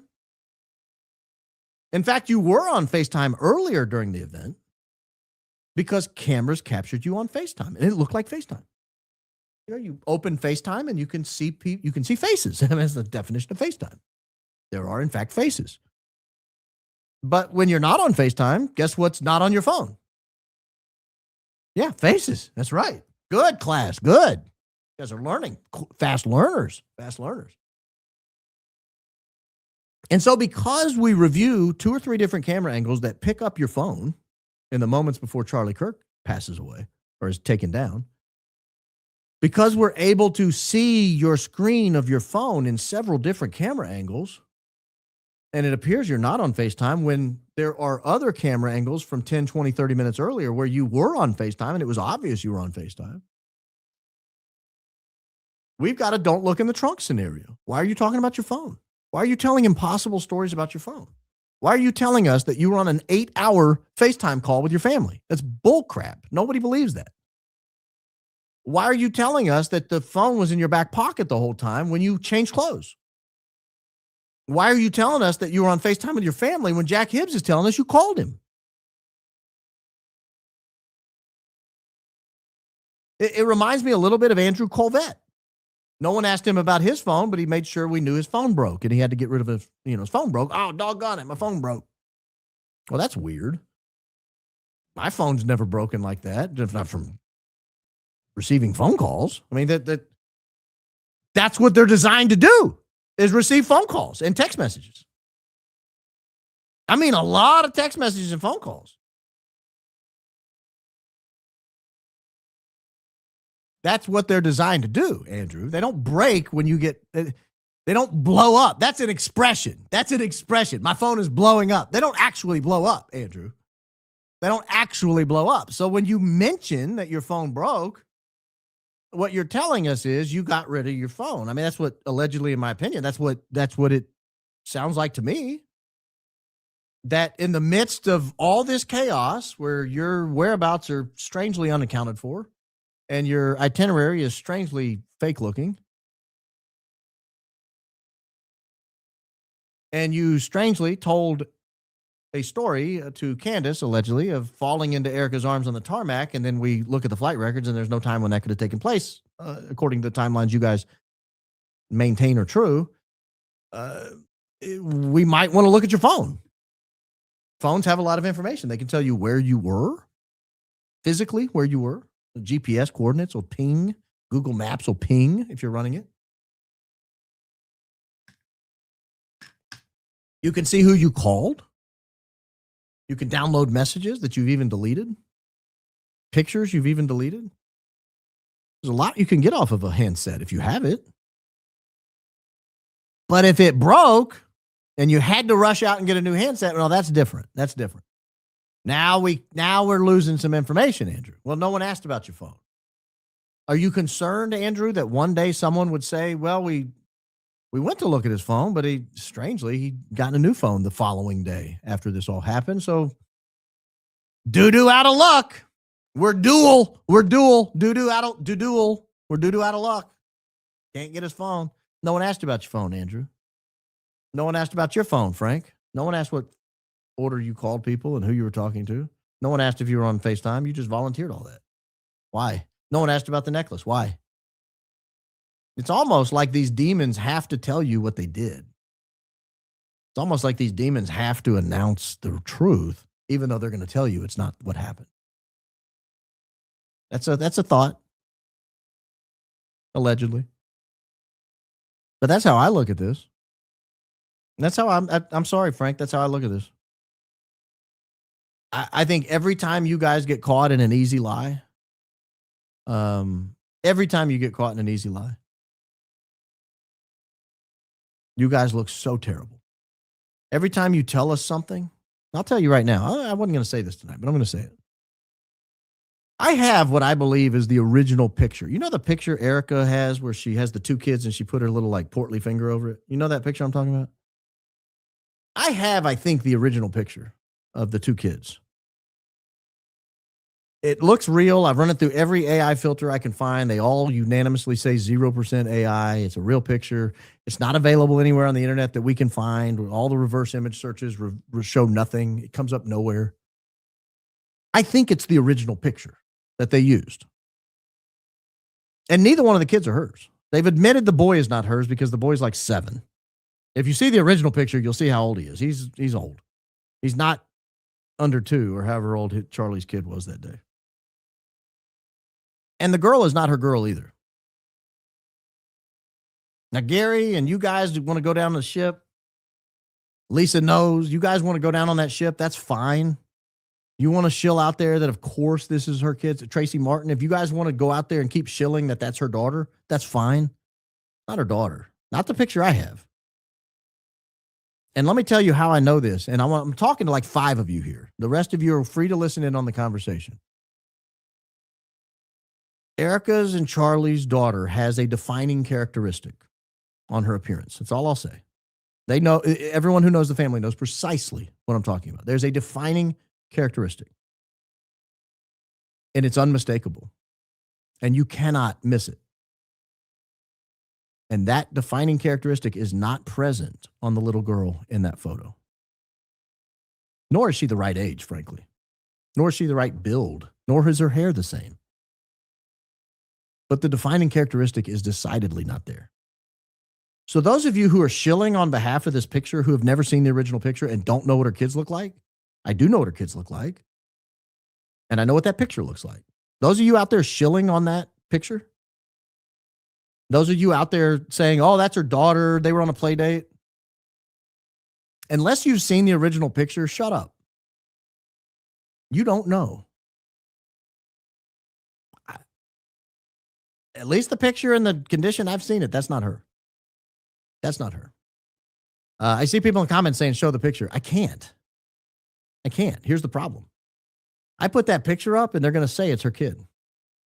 And the only way to defend against that allegation is to show another picture of her actual kid, in which case, channel gets nuked. You're showing pictures of kids. I'm not doing that.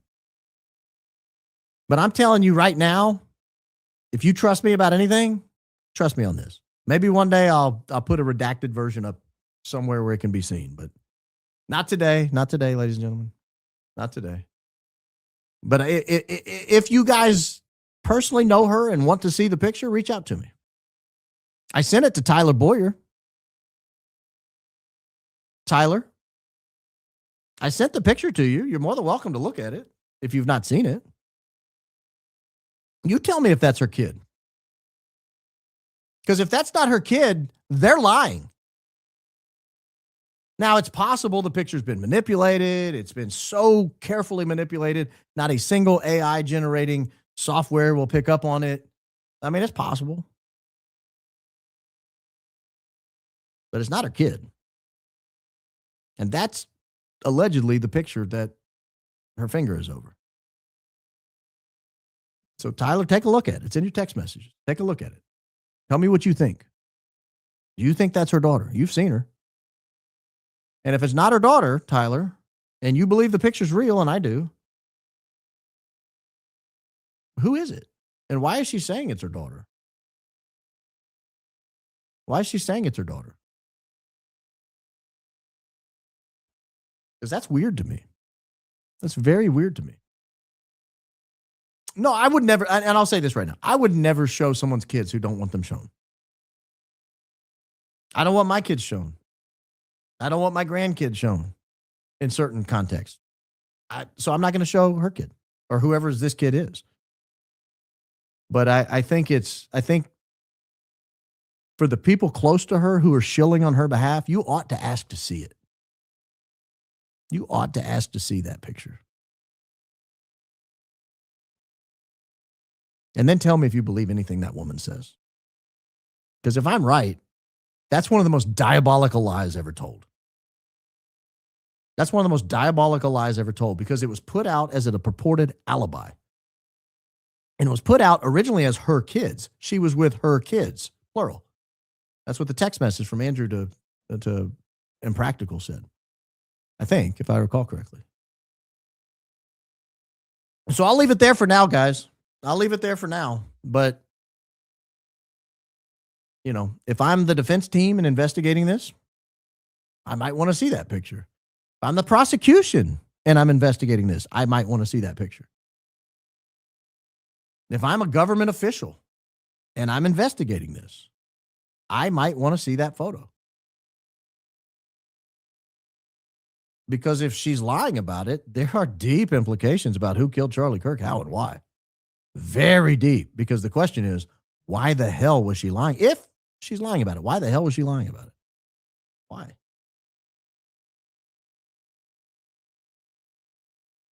So I will tell you, I'm going to leave that story there for now.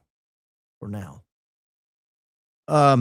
Guys, I appreciate you tuning in. If you've not had the opportunity to hit the like button, please do. I've not checked likes all night. I have no idea what they look like right now. I don't even have the page showed up. I don't have the page pulled up because I was scrambling at the last second to finish my Edwin Edwards notes.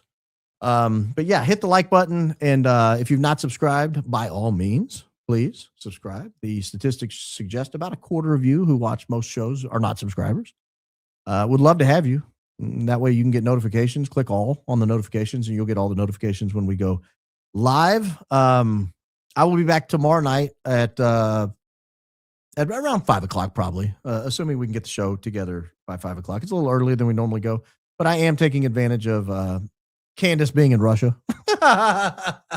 I'm taking advantage. I can't help it. If she's going to tour great cathedrals without me, I'm going to do a show in her time slot. I can't help it. It gives me a chance to get to bed, get a good night's sleep. Take a look at some of your comments here. I appreciate you guys doing a little Q&A at the end. It's my birthday request. Will you do your Aussie? I got not a knife. There's a knife. It's not I got a knife. There's a knife. Brings me joy, as does your Jesus Loves You sign off. It's one of the few things I know in Australian. It's a language I don't speak well. I'm not fluent in Australian, but I do know that phrase. That's not a knife. This is a knife. And he pulls the knife out. Great movie, by the way. Keep RBP alive. Click like and subscribe. Oh, please. Thank you. Thank you, Steve. Blake, nefarious is a horrible person. Well, I don't want to go that far. I don't think I want to go that far. There are days I want to go that far, but not now. I'm in a good mood. I'm in a good mood now. But there are days I want to go that far. I think he was a horrible person, or at least doing horrible things when he was stalking that poor Asian woman for 10 years or 5 years at least. Maybe as many as 10. I think that was horrible. Stephen, thank you. 5 bimbos. That 5 people could go back and watch the live the membership live show with Nissy. It was fun. It was a fun show. We talked about all kinds of stuff. We talked about a couple of true crime cases that I'd never heard of. We talked about some different spins on some true crime cases than other people had heard of. Talked about O.J. Simpson. Talked about a lot of stuff. That was a fun show. Oh, and we learned she's working on a huge story, and she wouldn't give us much of a hint as to what it is. Very small hint. If you caught it, it was a very small hint. Hi from Puyallup. Love the show. You and Daisy are top-notch investigators. I'm a big Puyallup fan. There's a school teacher or former school teacher there named Baron Coleman. I hear he's amazing. That's not me, not your humble host. It's your humble school teacher, though. Happy anniversary to me and all the other 3-month members, including those that started watching many months before joining as a member. Keep the pod hits coming. Baron, Christ is King indeed. Thank you. Shout out to this lovely community. Truth Seekers Unite. Well, we'll do our best to unite. We'll do our best. Hey, Baron, meet my Baron. Change my profile pic so you could check him out. Oh, is that your dog, Baron? Shell Bell? I think, let me zoom in a little bit. Hey, pretty cute. I mean, not my dog, but he's pretty cute. I kid. Number 1, TN fan. And before you say my family, they have to be your fans. So it's me. I get the title. My family is my fans. Mrs. Coleman will fight you to the death. No, I'm just kidding. It's just the wounding. I'll allow it for now, Trisha. I'll allow it for now. Missed the number 1 claims of being paid yesterday. Crossing my fingers, I can have number 1 RBP fan in North Texas. Yeah, you can join the Oklahoma panhandler who claimed it. The number 1 Grand Rapids, Michigan. So if you weren't on the live show, you're missing what's happening. There was a number 1 fan off, and they started arguing with each other over who is the number 1 fan of all the different states and areas of the states. So if you're just tuning in and missed the member show, it was kind of wild at the end. But Baron, I just want to say I love the show and this high IQ outfit. Also, can at the end of every show the push for world peace. Also, can at the end of every show the push for world peace. It can and will happen by the grace of God. Love to all. I'm assuming that meant Christ is King indeed. Are you asking me to stay world peace? No, I'm not going to add world peace to it. We're not going to dirty up the ending. But that's not dirty. I mean, we want world peace. I'm a big peace fan. Big peace fan. Praying for Candace and her family while she's in Ruski. I just heard they were bombing there. They're bombing in Ruski? Oh man, can you imagine? I could see some people doing that. You know what I mean? Take out a problem and blame it on Ukraine. I could see that. Their problem, not our problem. We love Candace, but they do not. They do not. I could see them trying that. Intro music is over. I'll see you guys tomorrow. Oh, so you just come for the show. You just come for the music. Okay, well. You could record it and then just play it again. Number one, Iowa Hawkeye fan here. Love the show. Christ is King indeed. You can't have the number one Hoosier fan. I am the number one Hoosier fan. I got like proof of it all over the room. Got a little miniature beer stein here. We got a Kleenex holder made by my humble grandmother. We've got national championship. Oh, you can't see that. We got a degree on the wall. No, I'm the number one Hoosier fan. Can't have that. 1A. Hope you're enjoying the Bird Box. And no, I didn't bug it. Sent straight from Amazon to you. Trisha, I am enjoying the Bird Box. I actually brought one in here to keep during the day. I have 2 Bird Boxes now. Got one in each place. Oh, goody, corruption. There's just so much of it to talk about. Yeah. Well, we don't like it to say, oh, goody, corruption. That sends a bad message. I use your logic in so many areas of my life. Me too. Your perspective has genuinely helped me make better decisions. Thank you. Oh, thanks for putting yourself out there and sharing your wisdom. Thank you, sir. Christ is King indeed. I'm doing my best. I'm just doing my best. Thank you. Can you do this old Gaga of 5 a favor and get on Amazon, buy a life vac for your house? That's $50 you'll overspend. Every high IQ home should have one. Ain't no grandbabies choking on our watch. I don't even know what a life vac is. What is a life? Life vac. What is that? Oh, it looks like it's like a plunger for your mouth. A mouth plunger? I'll buy one. I didn't even know such a thing existed. Yeah. Consider it done. Thank you. Thank you for the idea. I'll have to figure out how it works before we need it. Asking for prayers for Jan Blaze and family. Prayers to the Blaze family. Christ is King indeed. Because we need a none of the above option. Yeah, well, no, can't have that. What happens if none of the above wins? Then you just leave the office empty? That's weird. Is that a First Amendment book you're holding it in the intro really that thick? You read it from front to back. Love your show. Baron. Christ is King indeed. Oh, it's in my closet. It's not on the shelf. I would show you. Yeah, it's pretty thick. In fact, I'll tell you a funny story about that particular book. So I got that book in law school during a First Amendment class. I took a class on the First Amendment. Took 2 classes on the First Amendment. That was the intro, not the advanced First Amendment. I really wanted to bone up on it. So that's intro to First Amendment. You don't read them front to back. That's not how you read the case books, but you read a lot of them. And when I went to take the final, she had a study session. One of my very favorite professors of all time, a woman named Susan Williams.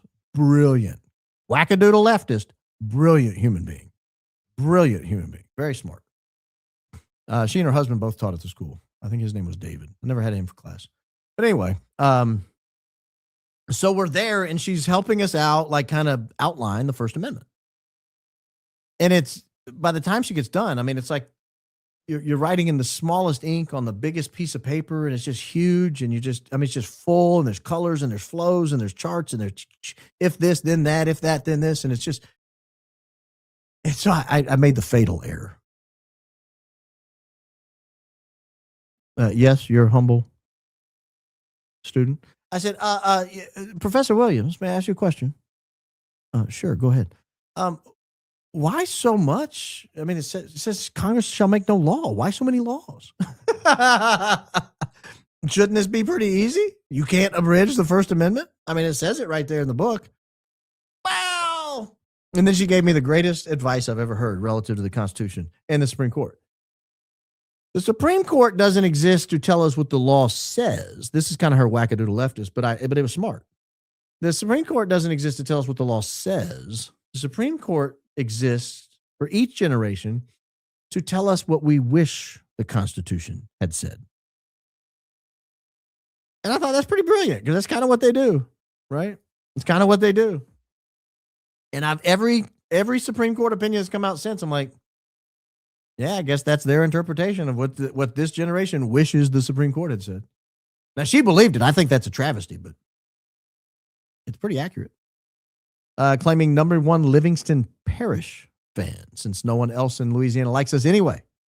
Love you, Granddad. Well, I like Livingston Parish, I think. Where is it?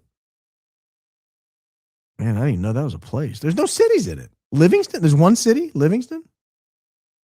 Yeah, no one likes you guys. Oh, I've been through there because I've been to Baton Rouge on 12. Baton Rouge, the red stick. I've been through there, right on that interstate right there. So, yeah, apparently I've driven through Livingston Parish. A lovely place. I love Livingston Parish. Do Mormons have a thing for Legos? I don't know. I followed that Lego story a little bit last night. I read a little bit about it. Hello, I'm your #1 Texas fan. Oh, Texas has been taken, sir or ma'am. Being #1 fan in old San Antonio, that has also been taken, as I think #2. I think we split San Antonio in north and south, so maybe you can take west or east. OG Trends fan, this community, and Baron helped me after my mom passed. Thank you, Baron. I did not know, but thank you, and I'm sorry to hear about your loss. Watching from Ohio in my Holy Mackerel sweatshirt. That's a great sweatshirt. Any sweatshirt with a fish on it's amazing. Making something for the little one now and sending crochet packet to 7-year-old. What do the other kids like to do? If I can't have all of Tennessee, then I'll settle for #1. You from the borough? And I'm mad at AO and MB both. AO and MB. Who are AO and MB? I'm mad at them too. Those dadgum people. Had enough of them. Who are they? We'll let you be the #1 fan in the borough. Yeah. Blue Raider country. Yeah. The other kids don't do much. No, they just play sports, play baseball, and I don't know what all they do. They just play. They play all the time. Barbecue chicken for dinner. It was great. That is all. Always love when Mr. Corn checks in. But Baron, please check yourself in Cali. I wrote you and Candace in on my ballot. Wonder if anyone else did too. Would love to see your numbers. Christ is king indeed. Do you have to live there to win? If nominated, I will accept. If elected, I will serve. I don't want to be the president or anything, but governor of California? Heck yeah. Teach those leftists a thing or two.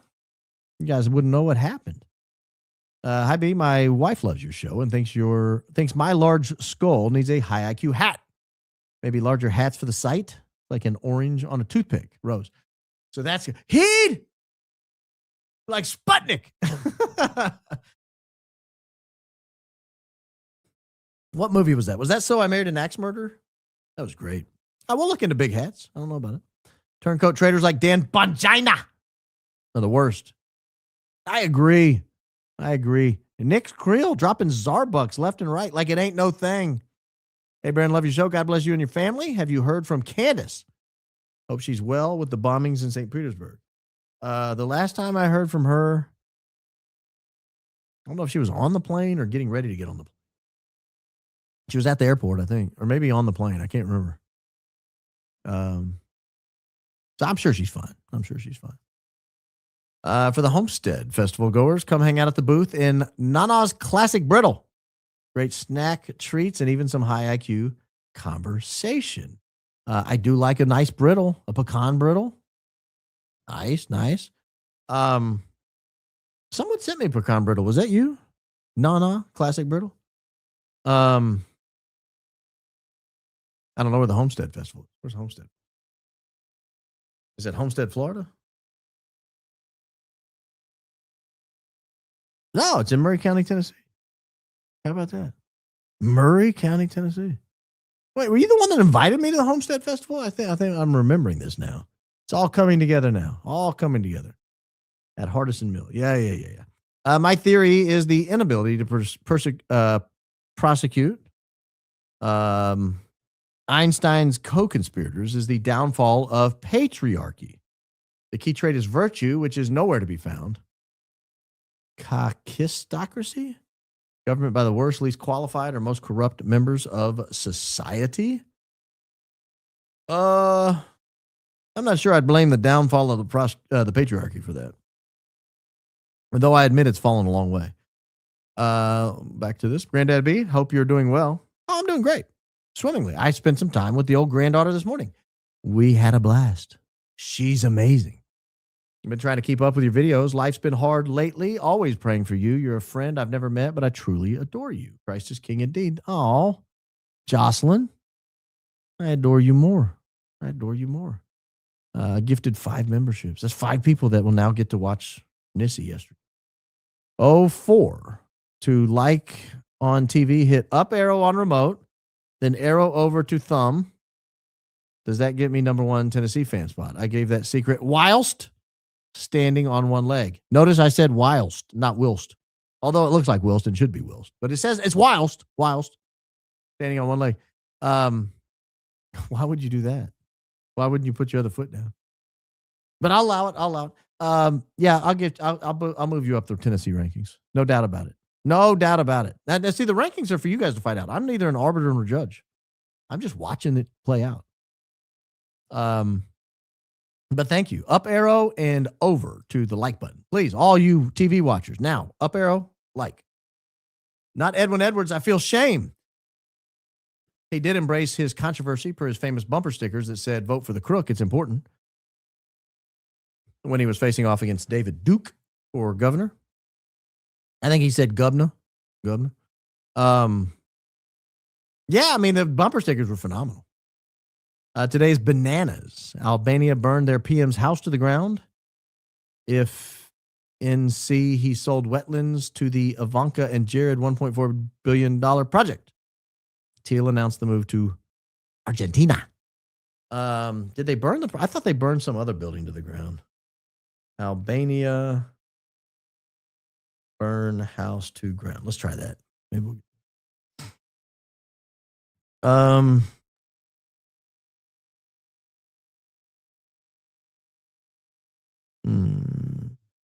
I don't think that's is that the house? Yeah, maybe they did. Looked like they were shooting rockets at it or something. That's pretty crazy. That's wild. You ought to look that up. That's wild. I hadn't seen the images of it. I just read a story about it. Number 1 fan in Harlem, New York City. You're big in New York. Let's go Knicks. Oh, we're Knicks fans now, huh? Oh, those Spur fans, they're not going to appreciate that. But I'll allow it. I think you've claimed Harlem first. I was talking to my hub earlier, and he said, why don't you go tell Barron? And I laughed and said he would love you if he would watch. I agree he would. I'm lovable. I'm lovable, sir. Sir, you get in here right now and pull up a chair. I also get weird looks not drinking. 5 years, almost 5 years sober, living in one of the drunkest cities. Number 1 Wisconsin fan. I never understood Wisconsin's fascination with bragging about how much alcohol they consume. It's a little weird, if you ask me. A little weird. I will allow you the number 1 spot. I don't think anyone claimed that yet. Yeah, he should. Your husband at least knows that you should tell me. He should just pull up a chair and watch. Leaving my job to homeschool. My son has a delay in sensory processing disorder. I feel like God is calling me to do this. I'm nervous, but blessed. Please send prayers. 1 income is scary. Christ is King indeed.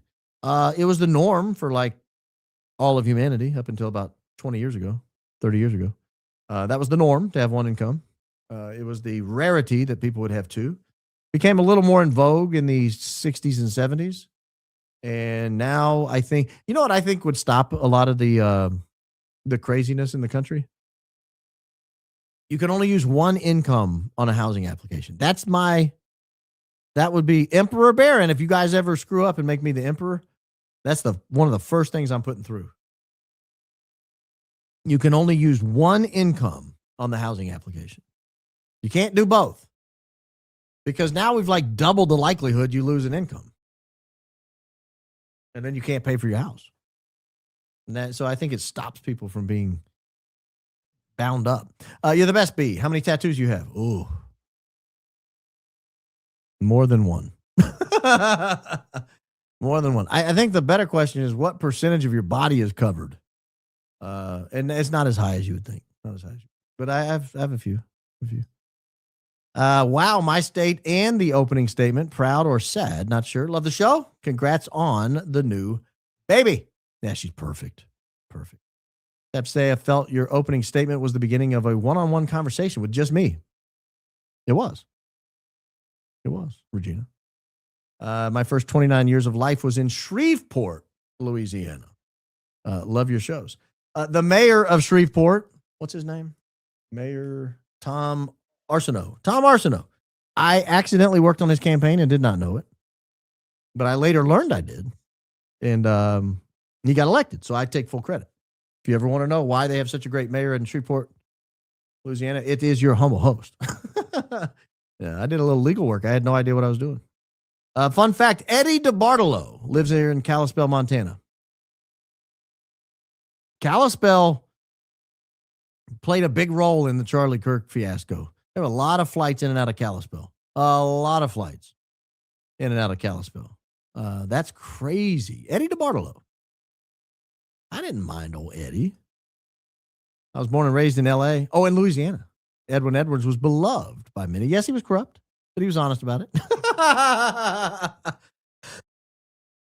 What a great way to look at it. Sure, he's corrupt. Sure, he's corrupt. And we don't care because he'll tell you the truth about it. Corruption is by its nature dishonesty, I guess. Yes. Why does Google have the NBA Finals logo? Is that tonight? I'm looking it up. Yeah, tonight. How about that? Another example. D.C. Mayor Marion Barry, also beloved by many, also a crackhead, at least on camera. I don't think you have a number one New York fan yet, so I'll happily take that spot. Loved the latest member episode. Would you consider Daily Fredo for one? I like her. I watch a lot of her stuff. I watched, I don't remember if it was today or yesterday. I watched an episode of hers. I think it was yesterday. I like her stuff. Yeah, I'd consider her. If she'd do it. Can't make someone show up. Eddie DeBartolo just sent me. Really? I lived in Glendale, where Charlie Kirk was from, now in Kalispell and work in Whitefish. One of my clients is a Turning Point donor, and I've worked for Eddie DeBartolo twice. You have many connections, and I'm starting to feel crazy. Danny, where were you on September 10th? At about noonish, local time. Orem, Utah. I'll give you a pass. Working in Whitefish, though, that's some high-end real estate up there. You must be rich. Louisiana here. Yeah, we know how to grow them, right? Yeah, just look at the speaker. Love your show and so thankful for truth. Christ is king indeed. Well, I mean, the thing with Louisiana is they sort of embrace the corruption, though. They don't, hide from it. They're like, yeah. I mean, why wouldn't you? You get in office, you're going to steal. You got to get rich. Why wouldn't you? And then they're fine with it. The voters seem to be. Saving money on truck rentals. You need stop advertising. I'm gonna block you if you keep doing that. There's a whole system. Do you know what people offer to pay to advertise on this program? It's more than $10. More than $10. Whole system making sure they can run for office. Salem's Alex Marlowe believed Roy Moore's 14-year-old victim, but smeared her anyway. On record, admitting it was to keep Trump's path to the presidency clear of abuse allegations. I didn't know that. He was on record saying he believed the victim. So your humble host tried to cut a deal. This is a true story. I tried to cut a deal during that race. It didn't go very far. Here was my proposal. For those that don't remember, Roy Moore was running against Doug Jones. Doug Jones was the Democrat, and he won. But he shouldn't have. A Democrat winning in Alabama in that year is something that should have never happened. But Roy Moore was tainted by abuse allegations, abuse of underage girls. Whether they were true or not is irrelevant to the story I'm about to tell. People believed it, and so it was hurting him, and it looked like he was going to lose. And so I came up with a proposal that would have been very, very smart, and they should have all accepted it. Roy Moore would go to Governor Kay Ivey. I think she's still the governor, but governor at the time, Kay Ivey. And what happens is if there's a Senate vacancy, the governor fills the appointment until the next election. So I went to the Roy Moore campaign and I said, here's what you need to do. The only thing that'll work, and it was like a 50-50 United States Senate. Doug Jones could have been a problem, like nationally. And so I said, Judge Moore needs to say he'll run and win. He can't drop out of the race, and then he'll definitely lose. But he needs to say he'll run, agree that he will win, and then he will immediately resign. He will get sworn in and immediately tender his resignation to the governor, who will appoint someone that he and the governor mutually agree on. That way, it's not like, well, if I run and resign, she'll appoint some wackadoodle. That would have worked. And Roy Moore could have gotten a friend of his in the Senate. Instead, he ran, said he was going to serve if he won, and he lost because no one wanted him in there because of the allegations. People tended to believe the allegations. I don't know whether they were true or not. I looked into them, but I don't know if they were true or not. But your humble host tried to save that seat for the Republicans nationally. I think the governor would have done it. I think the governor was prepared to do it. It was the Moore campaign who wouldn't accept. Señor Barón, excelente español. Dale Max, viva Cristo Rey. Well, thank you, Garrison Project. I appreciate that. I don't know if you're a native speaker, but thank you. Thank you. Baron, I was gifted a membership today. So happy. Proud Louisianan. Mom of 9, grandmom of 17, with 3 on the way. You're halfway to my goal of 40. Been watching you since the Google Trends. Congrats, Granddad. You have a lot to look forward to. Edwin Edwards is corruption at its finest. Victor Marx is far worse than Edwin Edwards. First super. Secret place, thank you. That's a very generous first super. Most people wander into the waterways with a little more caution. Not you. You just let it all hang out. And I appreciate it. I greatly appreciate it. Thank you very much. And congratulations on now almost 20 grandchildren. Baron, I got the letter from Erica today asking for money. Should I draw a big dong on it and send it back? Asking for a friend. You wouldn't be the first. You wouldn't be the first to donger. I mean, to draw a dong on the letter and send it back. It's happened before. Someone sent me a copy of that letter. That is diabolical. I'll read it. Well, do I have it in my, where was it? I can't remember where I got it. Was it a text? Someone I knew texted it to me? Can't remember where I saw it. I can't find it. I can't remember if it was in an email or a text or who would have texted it, but somebody sent it to me. And I read it and it was like, my dearest Erica, you are the most amazing princess warrior there ever was. I pledge to thee my undying devotion, support, and adoration. Crazy. Or you could put a dong on it. Your call. Wouldn't surprise me. Victor Marx starts throwing Charlie Kirk under the bus, alleging Charlie's bride was being abused. That's a weird guy. Oh, surely not. Surely not. Xena Warrior Princess was a thing in the 90s. That's correct. Xena Warrior Princess, not Princess Warrior. Princess Warrior was a weird movie. It's nuts. Well, I mean, it's crazy. It was crazy. Crazy.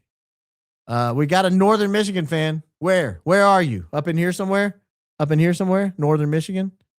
The state shaped like a mitten. I've been over here. I've never been up here. Every time you meet someone from Michigan, they get that hand up. They love to. It's over here. They love to show you the hand. I'm alarmed by proposed 2020. Yeah, we've talked about that a lot. I really don't have any thoughts.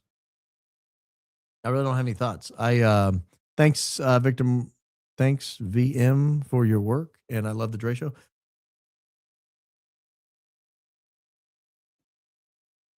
I don't know who VM is. Victor Marx. I also love the Dre Show. That was fantastic. She did a great job. And yeah, I've talked about the House bill and the section and all that, the NDAA. I don't know what to do about it. I mean, call your congressman. Mark's asking Candace on her live show if she'd been abused was so disgusting and emotionally manipulative. Anyone who truly cares about victims would never put a potential victim on the spot like that. Yeah, nothing like, hey, share me your deepest, darkest secrets. What a scumbag. Maybe Victor Marx's daughter was retooled, in my opinion. I've got opinions on the retooling. Who was it that told me someone else was retooled? Grew up in Hamilton, Alabama. Saw firsthand the cult of personality associated with small town life. Representative Mike, was it Mike Milliken? Is that who that was? Yeah, Mike Milliken. Yeah, see, I know my Alabama House reps lived there also. Family had an air of royalty around them, but they were regular people. Yeah, he's a regular person. He's a very regular person. He's no longer in office. I just looked him up. He got out in 2018. I didn't know that. How about that? He's one of those that was a Democrat until they couldn't win anymore, and then all of a sudden became a Republican. I don't think they should have accepted him. I think they should have said, stay a Democrat. Female definition for Kelly is Princess Warrior. Definition of my first and middle name is Princess Warrior. Victory of the people for my middle name, Nicole. I had no idea any of that was true. I thought Kelly was a color. We have to wonder what else is going on behind the scenes. He is terrible and all about the optics. He probably gave her the script and everything. Yeah, that was my question. What's going on? Roll that beautiful bean footage. Where have you been, sir? We have been gravely concerned for your safety and well-being. What I missed, Grandpa Barron? Yeah, you missed a grandchild being born, for one. Victor Marx being a psychopath, allegedly, in my opinion. And for another, I was visit with baby girl yesterday. And what does your younger ones at home feel about being an aunt uncle? Babies are such a special blessing. Oh, they've incorporated the aunt uncle names. Oh, yeah. We got Uncle X and Aunt Y, you know. They love it. They love it. They love the baby. They love holding her. They love talking to her. I saw her this morning, and she was asleep, and I kind of wanted to, you know, talk to her a minute. So I did anyway, and it started waking her up, and then I felt bad. He's got one against her. Narcissistic psychopath, dragging her through court, making her look crazy. This happens so often when someone is trying to flee, allegedly. Car selfies equals playing in the curtains. Oh, what a phenomenal analogy. Yes, yes. You're like the SAT. Car selfies is to playing in the curtains as X is to Y. Yes, it's the truth. The same. Power and money and perception always attract evil. Yeah, it's the devil's game, isn't it? So Victor Marx can summon angels and demons to heal everyone except his own daughter. With her, he just chalked it up to, I need a restraining order. Yeah, that's correct. That's correct. But I mean, she got off better than the cat. You know, the cat, you know, for being honest. Mark's family gives me the same vibes the Casey Anthony family. Abuse accusations for personal gain. Crazy.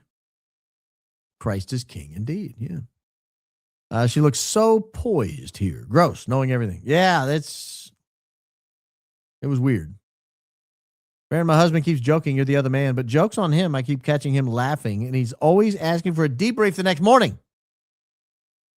I don't want to hear about you debriefing your husband. Keep that in your, get a room. He wants you to tell him what happened on the show. Okay, good. I feel like your show is keeping me sane. Thanks. Christ is king indeed. It is Sammy. And tell your husband I said hello. I was delivering mail today. There were lots of letters coming from EK. I really wanted to trash everyone, but I decided it wouldn't be the right thing to do. Love the show and keep up the good work. No, our mail carriers need to be honest, so thank you for being honest. Someone pays for mail to be delivered. It needs to make it. I'm curious, though, mail carrier. Did they send it second class? Or did they pony up and pay the higher postage to get it there quickly. CS equals lighting and sound. And a stand for those that don't have a studio. More for sound if they have echo in house is what a lot do, or messy house. Well, clean your house. Talking about the car selfie? Lighting and sound. The lighting is admittedly okay. I'll allow that. The sound, also admittedly okay. I'll allow that. Don't have a studio? Everybody has a studio. Your studio is wherever you are. More through the sound if they have an echo in the house. What a lot do. Or messy house. If you have a messy house, just clean your house. Like that, just put on a podcast and reward yourself. Say, I will listen to this podcast, but only if I'm cleaning the house. And the moment you stop cleaning the house, turn the podcast off. Podcast back on, get to cleaning again. Stop cleaning, podcast off. You do that, you'll have a spick and span house. You got a problem with the laundry? Podcast. Problem with the food? Podcast. Problem with the yard? Podcast. Problem with the flower bed? Podcast. Yes, your house will be amazing in no time. Redacted between his legs. Yes. I'm curious what was down there. No, I'm not. Well, I don't want to be caught off out of context there. I'm curious what was beneath the redaction. Well below anything else. I think well below. Jack Hibbs says in that interview that Butch called him and said Charlie had been shot and he thought he was talking about his cousin. If Frank or Mikey were the first to call him, why lie about this? Yeah. Because they're all lying liars who lie. Why do people lie about things like this? Well, they're hiding something. They're obviously hiding something. You know, somebody the other day said that the Fuji water had, Fiji water, whatever it is, had forever chemicals in it, and that's all I think about every time I take a swig. I'm a little irritated with that, if I'm being honest. I wish you'd have told me it was like best water ever. Tastes good. What the fakit? Oh, I love your stuff. Oh my gosh, is that really you? Ladies and gentlemen, we have a celebrity in our midst. She's hilarious, very knowledgeable. Oh my goodness, is that really you? I got to get in touch with you. I've got to get in touch with you. I love your stuff. I can't. I'm humbled. B, why wasn't the airport charge federal? I don't know. Good question. Car video. Have my best thoughts when driving, so I record when I park. Dogs go crazy for attention, walk, live alone. So it's chaotic to come home in and sit down. All right, Gabby, now you made me feel bad. Now here I am cheesing on selfies, and two of you have given me pretty good reasons why car selfies are acceptable. The lighting, admittedly, is pretty stellar. They sound pretty good. You've got all that cushion to absorb all the echo. You don't have to buy sound dampening equipment. And you do have good thoughts when you're driving. I mean, who am I to tell you don't? I mean, that's pretty standard. We all do. Driving and showering. You know, I have to keep my phone near me so I can make voice notes when I get out of the shower. And I don't take long showers. I'm in like 4 minutes. But that's where I do my best thinking, because you're stuck. There's nothing else to do. So you're like, oh. And then sometimes I'll get out soaking wet and do a quick voice memo and put it, because I'll forget. I think I'll have something worded the way I want to say it, like maybe an opening word or a closing sentence for an opening statement.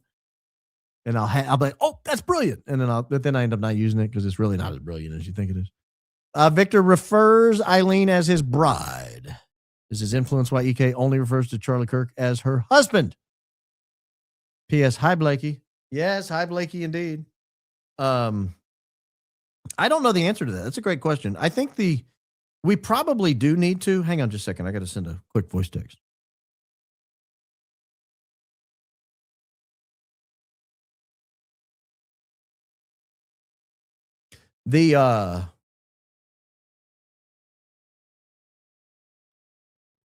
Right on cue.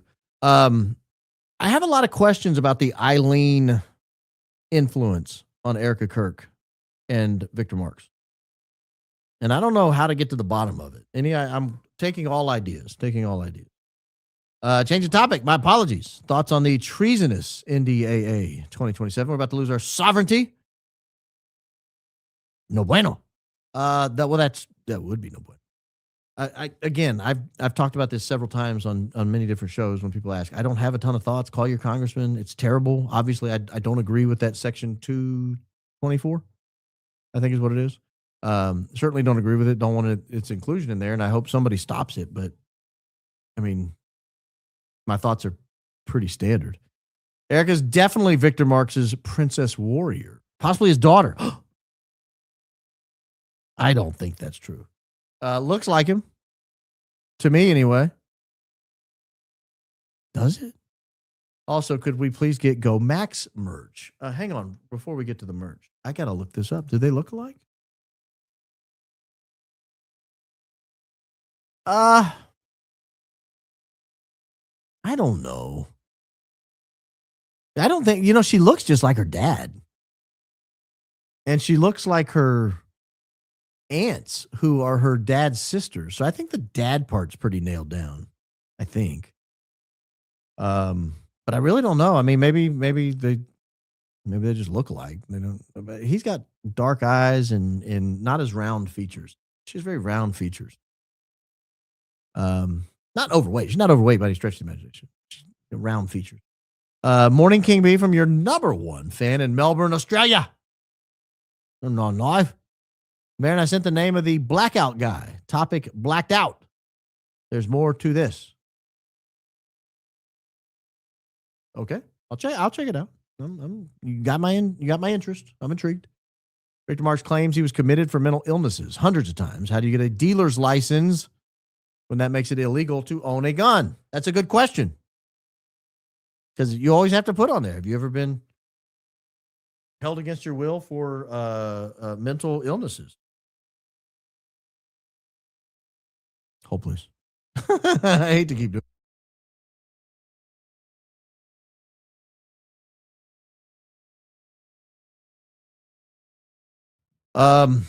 Yeah, I don't know how that works. I really don't. It's a standard entry on every time you go purchase a gun. There's something that I don't remember how it's exactly worded, but like, have you ever been deemed mentally incompetent or held against your will for mental illness? Something like that. Victor Marx did an interview this week, and it's posted on Next on 9 News, YouTube. Kyle Clark calls him on everything, and you have to see how Victor reacts. Victor admits to muck ducking as an adult. Also, Victor Marx debate with Kyle grilling him in Colorado. Thank you. We'll check it out.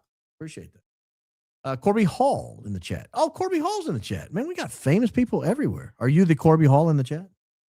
Updates coming on the GPS tracker Victor Marx used to secretly track me across state lines after I turned down his request to buy my weapons manufacturing company and patents for the IDF. Consider me intrigued, Mr. Hall. Consider me very, very intrigued. Victor Marx looked much thinner in that pic with Erica Kirk, or is it me? Thanks, Bubba Barron, for this great high IQ community.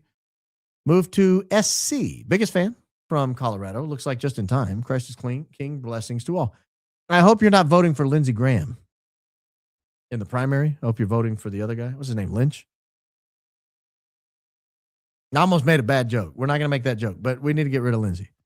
Get rid of Lindsey as a senator. Keep him walking around, above earth and all that. Thank you for bringing attention to pastors like Jack Hibbs. The man plays on people's fears, then wants you to buy his book. Most of his YouTube is doom and gloom. Keep pushing forward. Christ has risen. I've never watched much of his stuff, but thank you. As a homeschool mom of 7, I always just assumed car-created content was out of necessity. As for me, it's been the only quiet place I could think enough to complete my many tasks over the years. Well, I will admit, this is why I raise issues on the show. The commenter, we have very high IQ outfit. You guys are bringing very high IQ arguments to the table. I might have to take it easy on these car people. Brianna, if you're here, you can be a vigilante and take dad down from the inside. You don't owe him. Just because he's your bio father doesn't make him a dad. Wow. Wow. That's pretty crazy. I want to show you something because there is one. I don't know if she still does this. It's a woman named Miranda Alcaraz. I used to watch her stuff. She had several good videos, and they were all car selfies, if I recall correctly. So I'm pulling up her YouTube to see if I can find it, because now I'm feeling bad that I did this, now that I said all this. I didn't mean it in a bad way, guys. Where are these car selfies? I don't see them now. Were they like on Facebook or something? Or were they, no. Were they, no, they weren't shorts. They were like an hour long. I wonder where they are. Maybe they were on her business website. Videos. Because she really did a good job with them. But I don't remember where they are. And apparently she doesn't do them anymore, because I'm scrolling back and I don't see any of them. That's too bad. They were good. They were good. I'm like one of those people who won't quit. Once I have something in my mind, I want to find it. And I've already invested enough to scroll back this far. Oh, well, whatever. If you get a burr up your butt and you want to see a good car selfie video, Miranda Alcaraz. And she has a company called Street Parking. And they were really good videos, but I cannot find them anywhere. They're in there somewhere. She's fantastic, by the way. Yes, Brianna. Within the confines of the law, please, everybody. Sir Barron, are you familiar with the Lego story? A little bit. Yeah. I'd love to hear your lawyerly take on it. What's going on in Utah? Mormon Mafia, they say. I don't know much about the Mormon Mafia, but I'm vaguely familiar with the Bricks and Minifigs story. I looked it up the other night on the program. Some folks live in a small home with lots of families, so they use their car to create content because they don't have a private space inside the home. I know. I used to go to my car to speak to my boss. Gosh, you guys keep making such good points. I forgot to mention that Christ is King and Jesus loves you. Well, we already knew that, but thank you.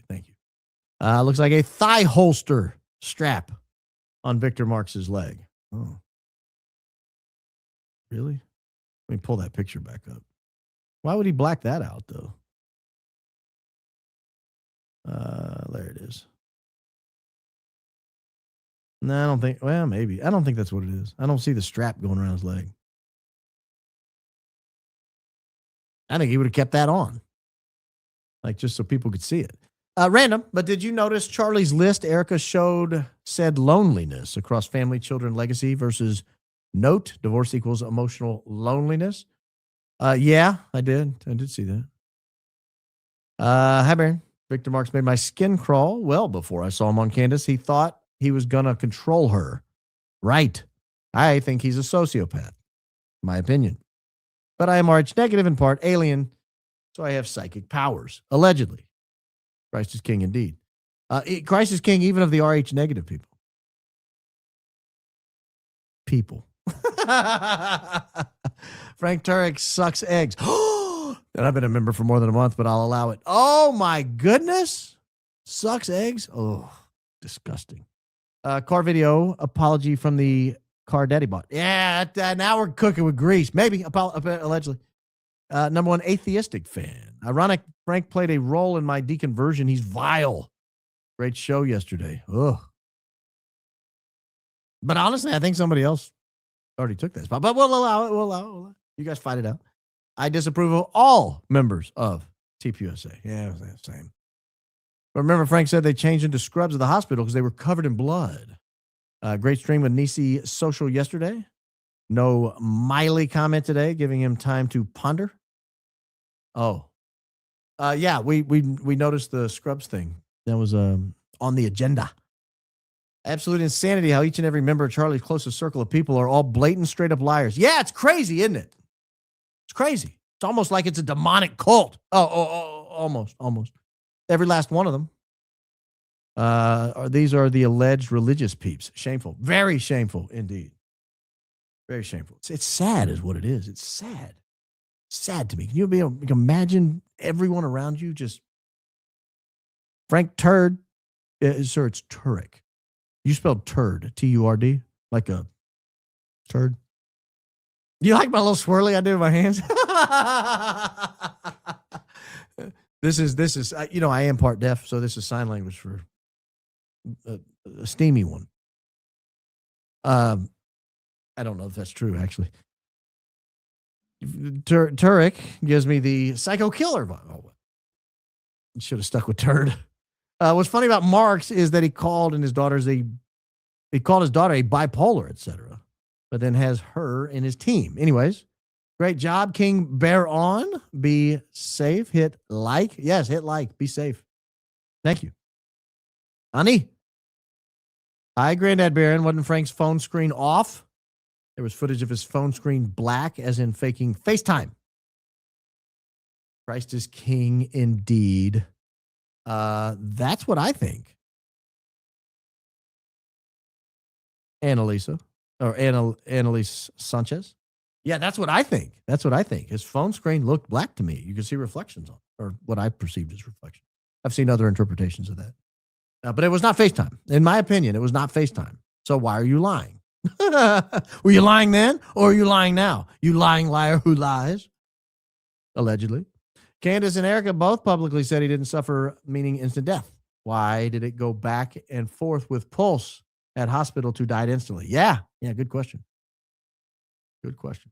Baron, think TLC, no scrubs. Got car, status, class. Was that the, no, that was Bill's. Scrub, I don't want no scrub. Scrub is much good. I know the tone, I don't know the words. I think that's how it goes. If I'm thinking of the right one. Scrubs. In honor of what would have been my mom's 59th. Scratch-offs and lotto to honor you. Thank you for pleading to God on my behalf. My attorney in heaven watching over this earthly council. I love you more, Michaela Jester. Christ is king indeed. I hope you hit a big one. I hope you hit a big lotto. I hope it just crushed. And thank you for that. Thank you. And happy birthday to your mother. Car vids are because they have a phone mount at eye level. I've got a permanent phone mount. It's attached to my shoulder. It's adjustable, instantly adjustable. My phone mount is awesome. I can even write with my phone mount. I can throw a baseball with my phone mount. What will be the ultimate outcome of the trial? That's a good question. That's a great question. Hey, buddy, I'm listening. Got it. Thank you. Duly noted. Duly noted. There's a new movie out. My Cousin Baron. Oh. My Cousin Vinny's a great movie. My B. I got to Salt Lake City from South Dakota today. Told my husband I wanted to visit UVU. He called me a conspiracy theorist. Anyway, I'll be sure to watch the rental at the Quick Quack. Christ is king indeed. Yes, the Quick Quack indeed. Hey, we have an Orem update that was coming tomorrow, but I think it's pretty interesting. I think it might shoot a hole in the Tyler Robinson narrative. I think Victor Marx penned the letter, or at least helped. Victor Marx wanted to get them some income, or he needed more money. This is very nefarious. It makes no sense. Letter sounds like Victor Marx's words. All bull butter. Oh. I don't agree with that, because to pen a letter that purports to be from your son that calls you an abuser is not good PR. That's what we call a PR crisis. AK needs a cell like Frank Turek's. Has died from too many calls. That's a great point, Garrison. Frank Turek was on his FaceTime for 8 hours, allegedly. Andrew Colvette gets a couple of text messages and his phone starts smoking. Baron, you just didn't catch them sneaking out. Ma'am, my children would never do that.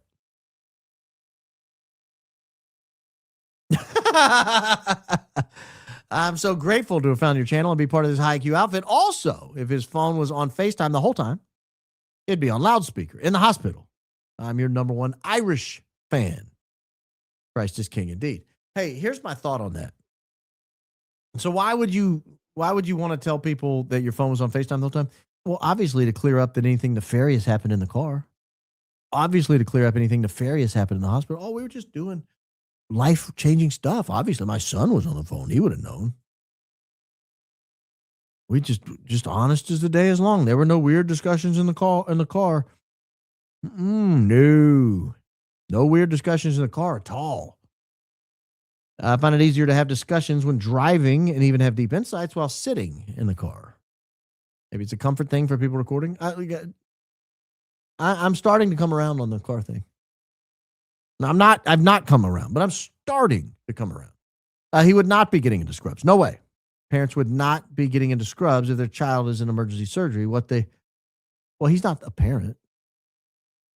He's just a friend. Just a friend. Say I'm just a friend. Oh, man, I'm hitting all the 90s hits today. Say he's just a friend. Oh, baby, you. If your mouth is open, you're lying. Me? If you're not talking, you're thinking of one. Love, love, love. Oh. Did I say that? Love, love, love watching you, Baron. Thank you for my wind down after a long day of work. This high IQ platform gives me hope. Hope indeed. Hope indeed. Thank you. Thank you. Frank's crap meter is in fact pegged. Completely red line. I'm sure. I think that could have been worded better. Baron, I missed your humble host work. It's been a busy summer. Baron has the best deep dives. Shortcoin, where have you been? Shortcoin, roll that beautiful bean footage. We got like some all-stars coming back who hadn't been here in a while. Maybe Turek has a condo in the building too with Stacy and Mikey. No. I don't think he does. Frank lies worse than Trafficant's rug. Trafficant had a great rug. That was notable. Thank you for the hard work you've put in. Been watching you since the beginning. Been a Charlie fan ever since he started. You're a legend. Charlie is smiling down at you, and Candace can't dance, but I'll think it was Candace. Well, thank you. Those very kind words. Very, very kind words, and thanks for watching. Absolutely love your show. Sending love from your another one, Northern Ontario fan. No one else claimed Ontario on your member show yesterday, so I gladly will, if you'll allow it. I will. But you'll know that Nissy herself is from Ontario. But I don't think Northern. She said she's just outside of Toronto. Yeah, it's Toronto. That's what we're calling it here. EK's latest profile on X looks artificial. Oh. I'm going to check it out right now. Erica Kirk. Miss Kirk. Profile picture looks artificial. Ooh. I mean, it looks certainly airbrushed a lot. It's weird looking, if we're being honest.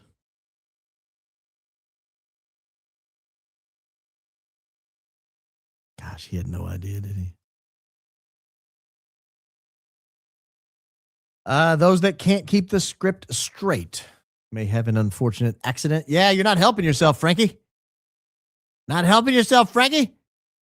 Thank God for his high IQ outfit and his ongoing decentralized investigation. Charlie deserves justice. We deserve the truth. Go, Max, Granddad B. I'm doing my best out here, sir. Doing my best. That's crazy that Jack got a call from Mikey, but Mikey's call records that EK showed did not include Jack. What a tangled web. Yeah, Jackie screwed that up too. Frankie and Jackie. They'll only be Frankie and Jackie to me from now on. Frankie? Jackie? Yes. What a tangled web, you liars. Baron, Blake number 2, said the morning Charlie died in his interview. If on Pacific time, he was called within 25 minutes. Love this high IQ outfit. Well, he lives in Vegas. Morning is like till 4 o'clock in the afternoon. 526, I posted my interview with a woman. Bree shared details of her abuse. He should be in prison. Bree publicly agreed to an interview with me. Ghosted.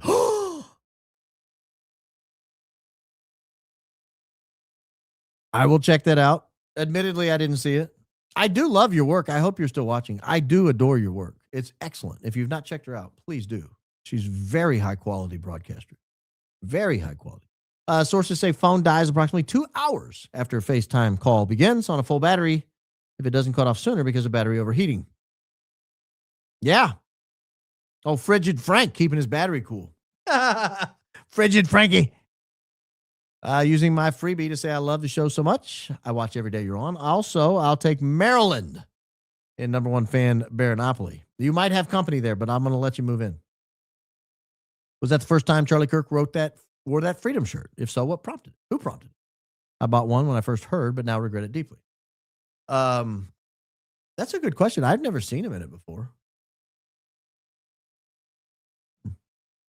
And I know there were a lot of people who have mentioned this. I'm not the first to say it, but I've not seen him in white very often. He usually wears black. Just FYI, AI is being filtered from Super Chat. Really? Duly noted. Why are the security videos from the hospital still being held by the FBI? Why is the FBI doing this? I don't know. Baron, I remember in a previous stream, you hinted at a theory of the John Benet Ramsey case. Could you share that today by any chance? Oh, you missed the members chat last night. We talked about it. And I think I talked about it a little bit on the main show. Let me do it in a very quick way. And I'm not saying I believe this. I'm just saying I fell in this hole for a while. The theory is that John Benet Ramsey didn't really exist. That you never hear from her friends. You never hear from her neighbors about what a great little girl she was. Someone went and they were doing like an honest story on her, trying to like do some background, reporting. And they went and tracked down all the pageants and stuff, and they didn't exist. As if it was all created. Then people started looking at the pictures of her and saying, those don't look real. Then people started looking at what the dad did for a living, and he owned a company that basically created people. Like fake images of people. This is early before AI is like now we don't think a second thing about it, but back then that was a big deal. And then they started noticing her pictures changed over time. Even the pictures they'd already released over time improved. And so people started asking, is this person even real? Now, granted, there's a lot of problems. And there was a problem with the death certificate and all this. There's a whole line of research on this. But that's what it was about. Do I believe it? Not really. But it's fun to think about. Hi, Bubba Baron. I'm a Swiss student. My peers sadly celebrate the death of Charlie Kirk, and they judge me for watching Candace. You give me courage, hope, laughter, and great law insights. Thank you. Christ is king. Christ is king indeed. Don't let the Swiss get you down. You still got Roger Federer. You still got Roger Federer. The whole rest of the country can fall into hell, but he was great. No, in all seriousness, you've got a bunch of Nazi gold, I think, locked up still. No, the Swiss are good people. I don't know why they're so hostile on this situation. I find much of Europe is easily brainwashed on contemporary American thought, and I'm not sure why that is. God told us to trust in him, not man, but I believe you 100%, and I love what you've brought to this case. Absolutely amazing work. Here's the thing. Test everything I say, though. Don't just accept it because I say it. I make mistakes. Everybody makes mistakes. So yes, we do. Everybody makes mistakes. So, whether it's me or anybody else that says something, if look it up, test it, push back on it. Erica Kirk has never been pregnant. They lied about having children. They've never been seen anywhere, not even at church. There are no kids. Well, that's not true. I know someone who has seen her kids at church and met her kids. So there are kids.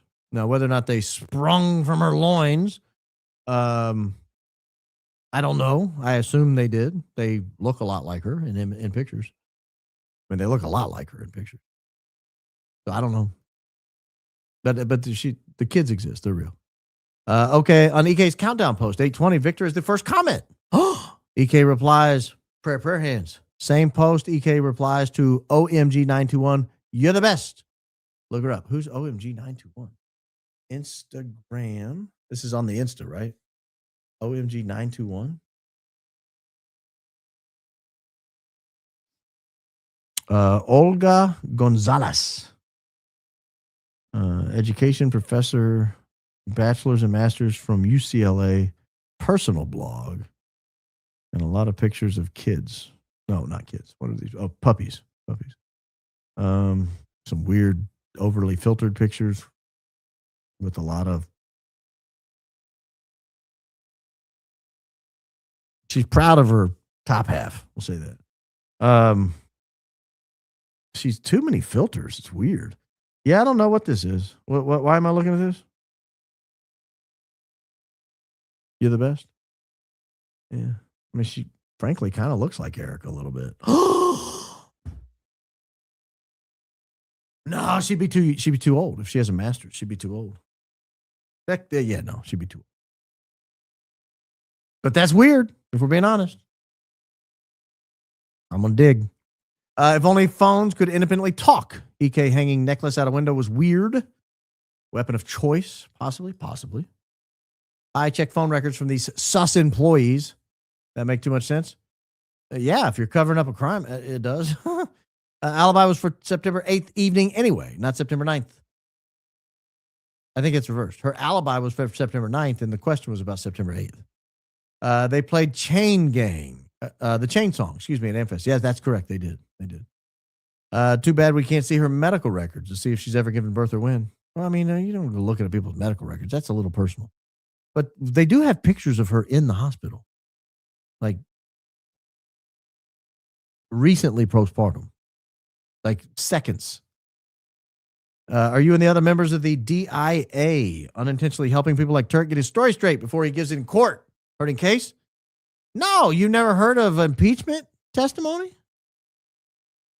How many bricks has TP doo-dooed since today's show? I don't know. We'll find out. You are so appreciated, King Baron. We, the jury, want you to take time off whenever you need it. We'll be here patiently waiting. Oh, I took time off last week or 2 weeks ago, whenever that was. Had a great time. Welcomed in a grandchild. You're so appreciated, King. Did you just say that? Oh. Did Erica post anything on May 14th about her son's second? That was her alibi for the Blake W thing. I can look. I mean, I believe she had a birthday party for the kid, if that's what you're asking. I don't know what time it was. Well, it's not public what time it was. Let's see here. Miss Erica Kirk on the 14th. Yes, she did, in fact, post something. Did it have a time on what time she posted? Just a date. What does it say? No, they don't have times, I don't think. Just dates. But yeah, she posted something on the 14th. Nice, too. It's pretty. I mean, it's a beautiful tribute to Charlie. Oh, I haven't seen that. Yes. Frank never looked at his phone for 6 hours? What was he, the surgeon? This is so odd. Thank you, Baron. We appreciate you. I agree that it is impossible for me to believe that the man went to the hospital with his FaceTime on in his back pocket, got to the hospital, and all the chaos and all that. Charlie goes into surgery, and then there's that, that come down period where after something chaotic like that happens, everybody sits around. Everybody does the same thing. They take out their phone. They text somebody. They call somebody. It's how we connect. It's how we, did he not sit down for 6 hours? 7 hours? And I appreciate you. Thank you. We have to pick our battles. To those who say EK was never preggo, why? Honest question. Because I have seen video of Charlie Kirk, Erica Kirk, Gigi in delivery room. I think she hid second preggo because risk of losing baby. I don't know why they picked that battle. And I'm not suggesting a previous commenter, Michaela, is doing this, but I do know this happens. There are operators who have infiltrated the decentralized investigation, and they're bad actors. And they try to drag people's attention to different items that they know are bulletproof, and so that they can distract people and pull them off of things and get them on issues, researching, looking, and then they make fools out of themselves. I'm not suggesting that's what our previous commenter was doing, but I've seen it happen, and I've seen it happen around the issue of the kids. They could be her kids, just not Charlie's kids. They weren't married that long. I love the show. Keep up the great work and never stop wiggling. I will not stop wiggling. I will not. Frank, your lying is giving a Pinocchio a size complex. Try harder, Frankie. We love Baron. Oh, we love Miss Weedman. Miss Weedman, hadn't seen you in a while. King Baron, what do you think of the MK episode with Sean Ryan? I haven't finished it yet. Where am I on that? I think I'm at hold please. I'll tell you exactly where I am. I was watching it earlier today. I am at, oh no, not that one. That's Frank Turek. Where am I on that episode? Oh, there I am. I'm at 2 hours, 22 minutes, 29 seconds. And for me, that's a long time. And I watch everything at 1.5 or 2 speed. But it's if I'm watching a show live, I love it. I watch it live. I watch it like Coach in the morning. I don't want to watch that at 2 speed. But if I'm watching something that I'm hustling to get through for like pedagogical purposes like this, I'm watching it at 2x because I'm there to soak in the information, not experience it. Oh, hold on. I don't think I finished that. No, so I know I didn't finish it. I was when she said she was going to help Erica write stuff against Candace, or did I hear that wrong? Oh, I haven't gotten to that part. Did you just not? Spoiler alert. No, I haven't gotten to that part. This high Q outfit keeps this old mind young. Congrats on Granddad, Nana of 6, and each one individually unique. Go Max and Christ is King. Christ is King indeed. Congratulations, Nana. Checking in from Wichita, Kansas. Your laugh is contagious, Baron. Thank you for your hard work. Christ is King indeed. Well, thank you, Sydney. All the way in Wichita. Your airport code is ICT, I believe. Number 1, upstate New York. South Carolina fan. Christ is King indeed. Sandy, all yours. Columbia, Anderson. You get the whole area up there. Victor Marx put no contact order on daughter, but hired her as a consultant for his government campaign. That's what it looks like on paper. Number 1, Franklin, Tennessee fan. Love you, Baron. I got bad news for you. I have other Franklin, Tennessee fans that we'll allow it. We'll allow it, Kristen, because they've not chimed in to claim it. So we'll allow it. Number 1 fan in Southeast Ohio. Missed the live yesterday. We caught up after work. Southeast Ohio. Like Appalachian country. That's good people over there. Dallas, Fort Worth, Texas. Well, it's certainly not Brian Harpole. Baron, maybe go back and rewatch your interview with Nissy like you re-listen critically to elements of your podcast. You could be more sensitive. What? More sensitive about what? I would like specifics. I'm not immune to criticism. If you think I was insensitive, I would love to know when, where, how, why. Happy birthday, Baron. It's not my birthday. I'm not even close to my birthday. We celebrated my birthday on this program half a year ago. It's almost exactly opposite of my birthday. That's okay, though. We'll allow it. I'm going to roll it forward till I turn 47. Thank you, Sandy. Thumb of the mitten state. Right here. Straight from the state shaped like a mitten. That's a top authority rap lyric from the early 90s. It's amazing what's stuck in the old noggin. I'm curious when that Princess Warrior movie came out relative to when Victor Marx registered the Viral Babes domain. They didn't even have domains to register when that movie came out. That was 1989. Viral Babes was like 2017. I forgot about Viral Babes. Greetings. Remember the poor kids with COVID? Greetings from Kentucky, Tennessee's greatest ally. Well, it's our top hat. It's our top hat. You guys fit right up on top of us. We love your podcast. Thank you. Christ is King indeed. Terry, thank you. Very kind of you. And as investigation moves on, it seems that Charlie Kirk was surrounded by many unsavory folks. Is there a possibility that Charlie was more involved than a misled genius? You can become who your friends are. Christ is King indeed. So possibility, sure. Is it a high possibility? I don't think so. I'm open to it. But I mean, it is obvious that nearly everyone in his orbit was detestable. And so that raises obvious questions. But I don't think Charlie was detestable. I just wonder to what extent perhaps was Charlie sidelined. In other words, he lost control of his own organization and things were sort of going on without him. And then he was just showing up and doing college events, but all the decisions. I just wonder.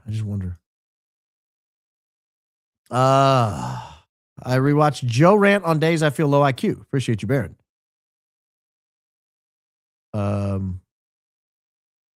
Thank you. The Joe rant actually still does pretty well. I was shocked the other day when I looked at the numbers on that one rant. Love your show. Can you upload to YouTube Music? No, because I don't know how to do that. I don't even know if I'm allowed. I claim the number 1 fan spot from Wild Wonderful, West Virginia. Wild Wonderful. I thought it was West by God, Virginia. I thought that was their nickname. Is it Wild Wonderful now? I'm claiming the number 1 fan in Ireland. Been watching since the 3rd episode of the Google Trends. Never missed a live episode since. Loving the earlier start as it's so late here. Yeah, I think what you're 6 hours ahead of us in Ireland? 5, 6, 7 hours. Yeah, it would be pretty late for you. Love the pie. I love this comment.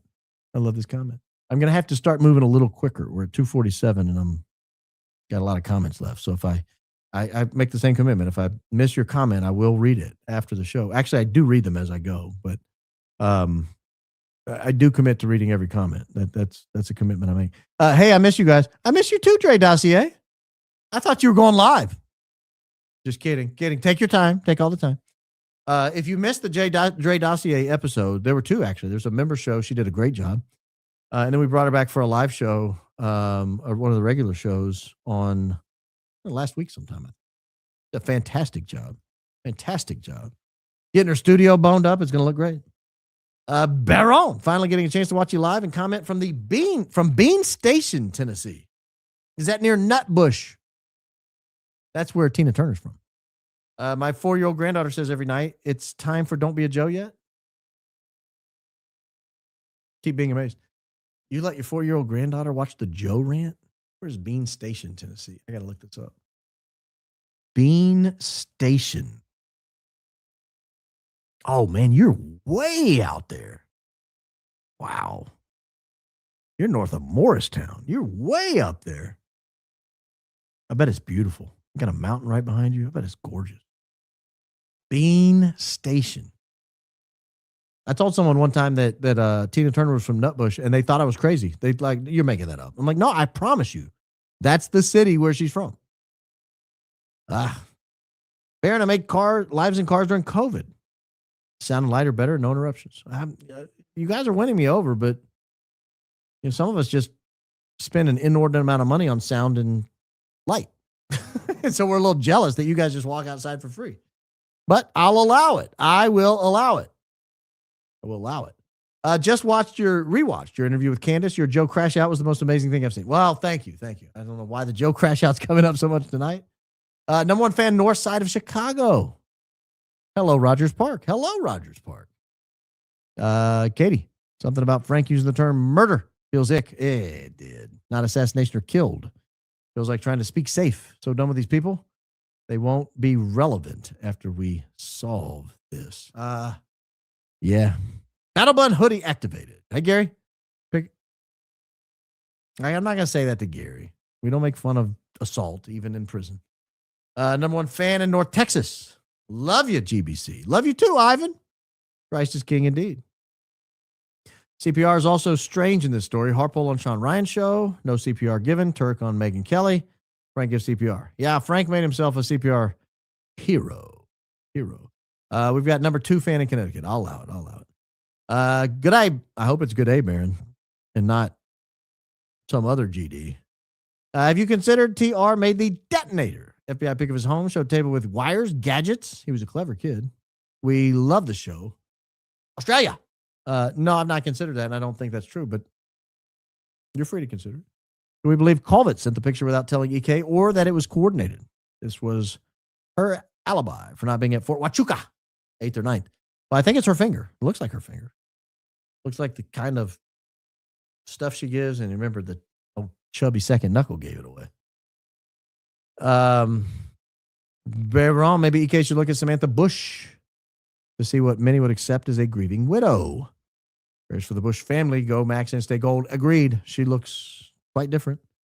Number one Youper fan. Been watching since Trends. We got a Youper in the house, ladies and gentlemen. Got a Youper in the house. B. Blake was posting that on a forum for law students. Makes it even more weird. Was he in law school? Also, Charles XII was a celibate Swedish king. Yeah, I covered that part, the celibate Swedish king, when I covered the show that night. I don't know about the law thing. Maybe he wanted to go to law school and didn't. Thank you, Baron team and fam, for all that you do, from sacrificing your personal time to researching, preparing, and presenting with humor, and of course, a high IQ.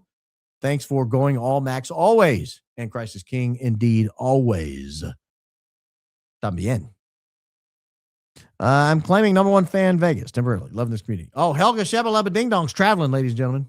Traveling. 1 of 3 tonight. Edge. We weekly limped home from off-roading. Had to listen. No vid. Winch doesn't work when on your side. Emergency surgery for the Jeep. Edge. That's horrible. Horrible news.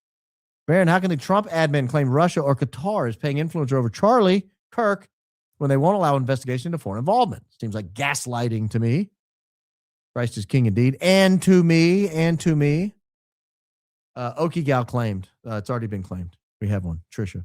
Sorry, guys. Charleston, West Virginia's East End. Locked up. Charleston, West Virginia's East End has been snagged. Number one New Hampshire fan. Introduced you to my cynical group. Cynical.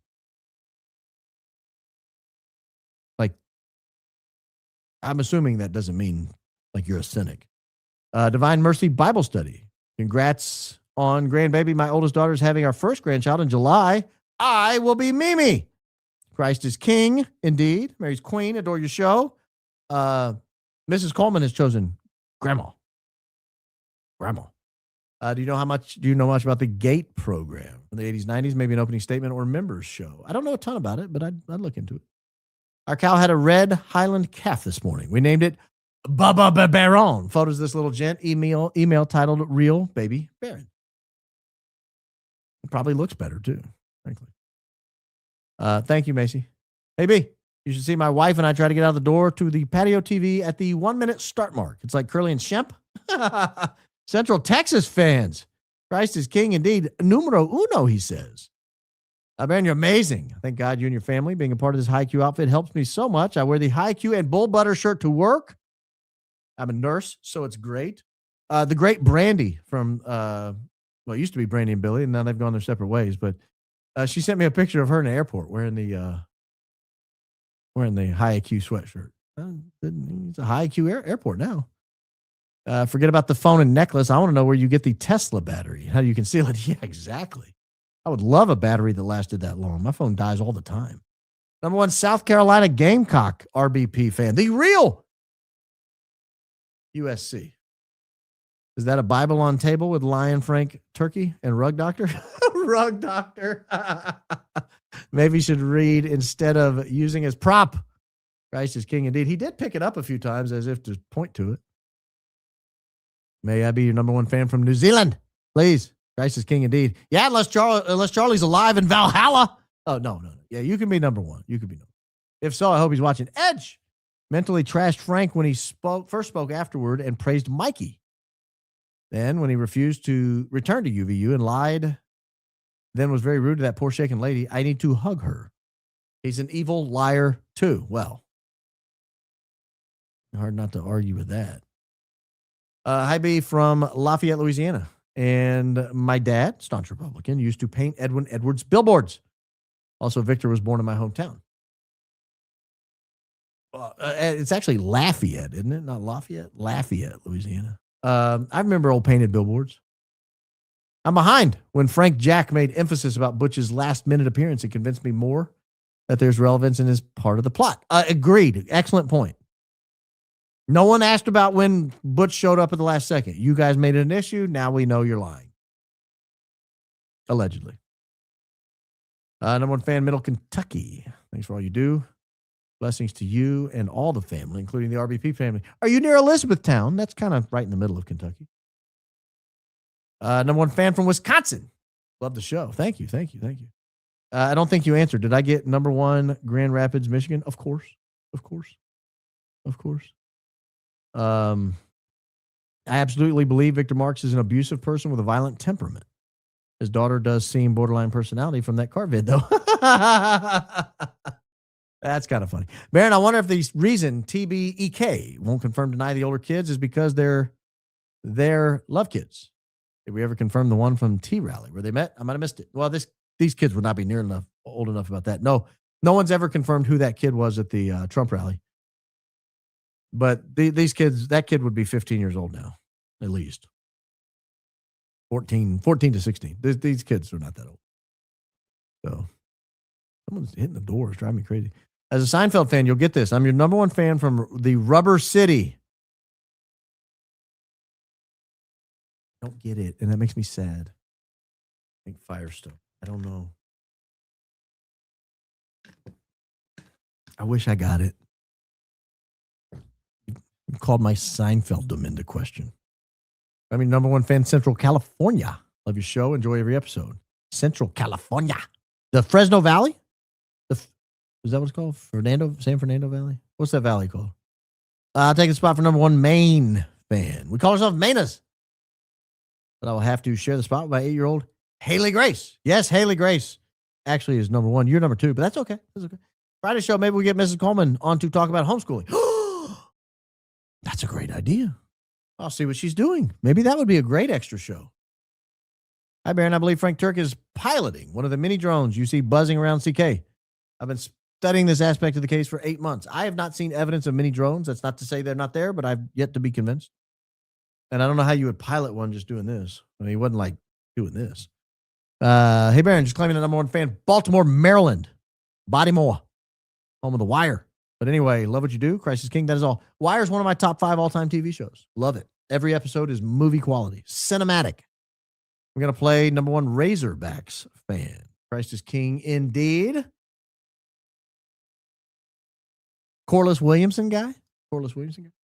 Baron, you are the best. Thank you. Hard to argue with that. You think we use the plane tracking to research the geoengineering chemtrails everywhere? It's disturbing. I haven't tried to do that. Maybe. I don't know. Number one fan in New Hampshire. Also, your shirt on Member Show. Put a space before final T in his name. Not so sure you'll wear the armpits out of that T, B. Put a space before the final T in his name. Why? I don't get it. Let me look. Let me pull up the screen cap of the show. Traffic can. Oh, I get it. But there's no space, so I'm going to wear it. Edge back for her third of 3. Since it has been confirmed that we knew what we knew, the photo is bull butter.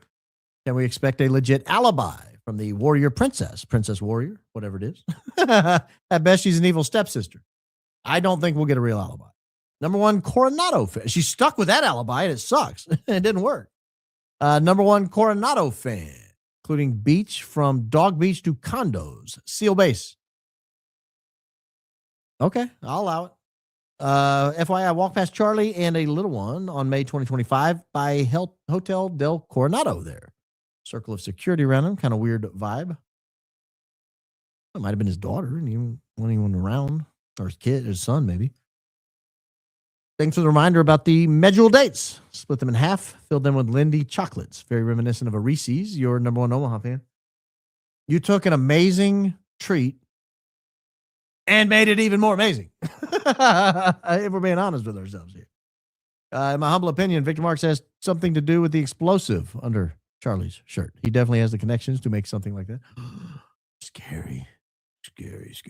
My first super chat was empty. Wanted to say your number one fan from Rhode Island. So happy to be part of this high Q, loving and supportive outfit. I'm happy to have you, Macy. Thank you. I thought you were just dropping an empty message. Show gives me hope. Ever thought about doing a show on 501c4 6 dark money and foreign dark money loopholes in the 1995 LDA? 501c4s can pay for protesters, and mail-in ballots. Christ is king indeed. They can actually do more than that. They can do direct electioneering communication. Up to 50%. So thrilled being part of this high IQ. Thanks for being so brilliant, kind, and humble. Well, you make it hard to be kind and humble when you're reading that, but thank you. Christ is king indeed. Great show. Always listen to the children. High IQ outfit 44. Yeah, always. The kids are good. Kids know things. Your fam loves the Joe Crash Out. I'll allow it. Number one fan from Quebec. I don't speak French. Où je parle français and English. Hello, Christ is king indeed. I don't know if I said that right, but there it is. First super chat, a little behind. Haven't heard my Kentucky fans yet, so I'd like to be number one fan in Kentucky. Oh, you've long been taken from there. But we're gonna have a battle royale among all you number oneers. Enjoyed the member show yesterday. Thank you. That was a great show. Plot twist. You know those years that she went missing, stagnant? I wonder if she actually had more kids prior to meeting Charlie. That's not a plot twist. We've talked about that at length on this program. Car selfies, privacy, noise control, avoidance of interruption, limited control of space, or maybe they don't put the clean laundry. Yes, that's my guess, is their house is a mess. If I had to guess. Don't mix working with living. I can't afford to be in Whitefish. Oh. Your clients are rich. You're single mom of a special needs kid in Kalispell. Major ties to Utah, too. Wonder about Tiffany Barker, one of the first witnesses. I, too, wonder about Tiffany Barker, one of the first witnesses. Tiffany Barker, who, by the way, went to prom with, I think, Hunter Kozak's brother or cousin, Chanson, something like that. Yeah, small world. New merch. Don't look in the trunk.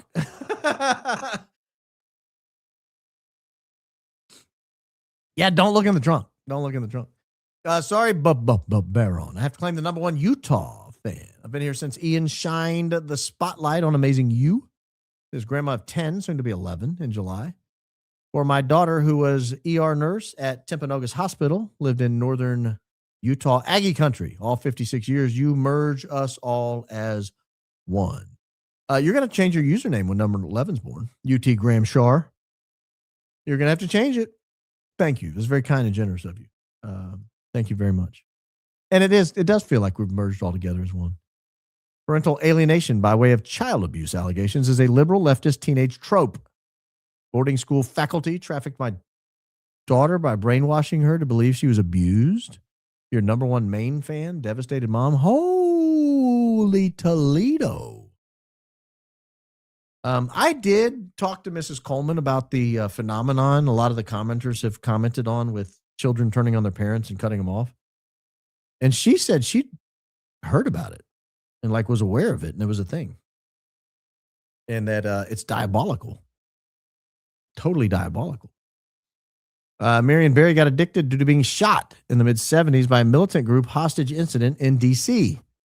The Hanafi group leader who influenced Kareem Abdul-Jabbar to convert. Jabbar caught flack for it afterwards. Talking about old Skyhook himself? That's a good factoid. I like that. Thank you. That. I feel like today was worth waking up for now. My favorite dig is using Smooth Brain. Glad it's high IQ and bear to prove. Also, I'd hang up and text, not listen to ER waiting room chatter for hours. Lies. Yes. I challenge them to prove that. Number one, Jacksonville, Florida. Duval. Beautiful country up there. Without hesitation, I trust you, humble host from number one Western Washington fan. Physical therapy sucked today. Bad, still hate it. And therapist wasn't playing at all, not fun. Yes, but you're better for it. Number one Minnesota fan, you betcha. Coldest place I've ever been. Obviously, we don't know. And there seems to be damning new evidence nearly every day. But in your humble opinion, with your knowledge of the law, who do you think is most responsible? Trying to stay alive here, guys. As I sit here today,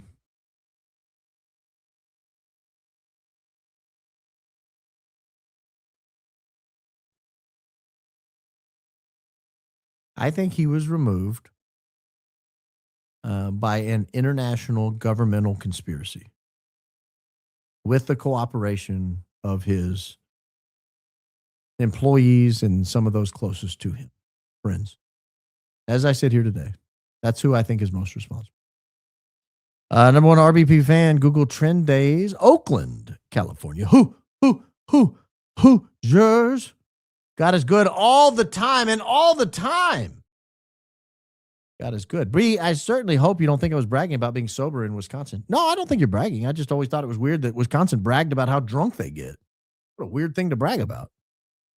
I was relating to you with people giving you weird looks when you say you don't drink. I claimed the number one Wisconsin spot yesterday, but share with two other grand jury members. Yeah, so it's a threesome at the top in Wisconsin.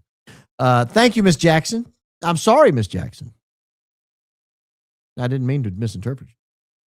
Didn't see anyone claiming number one spot for Hawaii, so I'm taking it. Can't believe it's only been 4 months of membership to this channel. Feels like a lifetime with how much has changed and been exposed. Yeah, we move quickly here. I wonder if Tulsi Gabbard watches the program. Maybe she'd be the number one Hawaii fan with you. But I think she moved to Texas.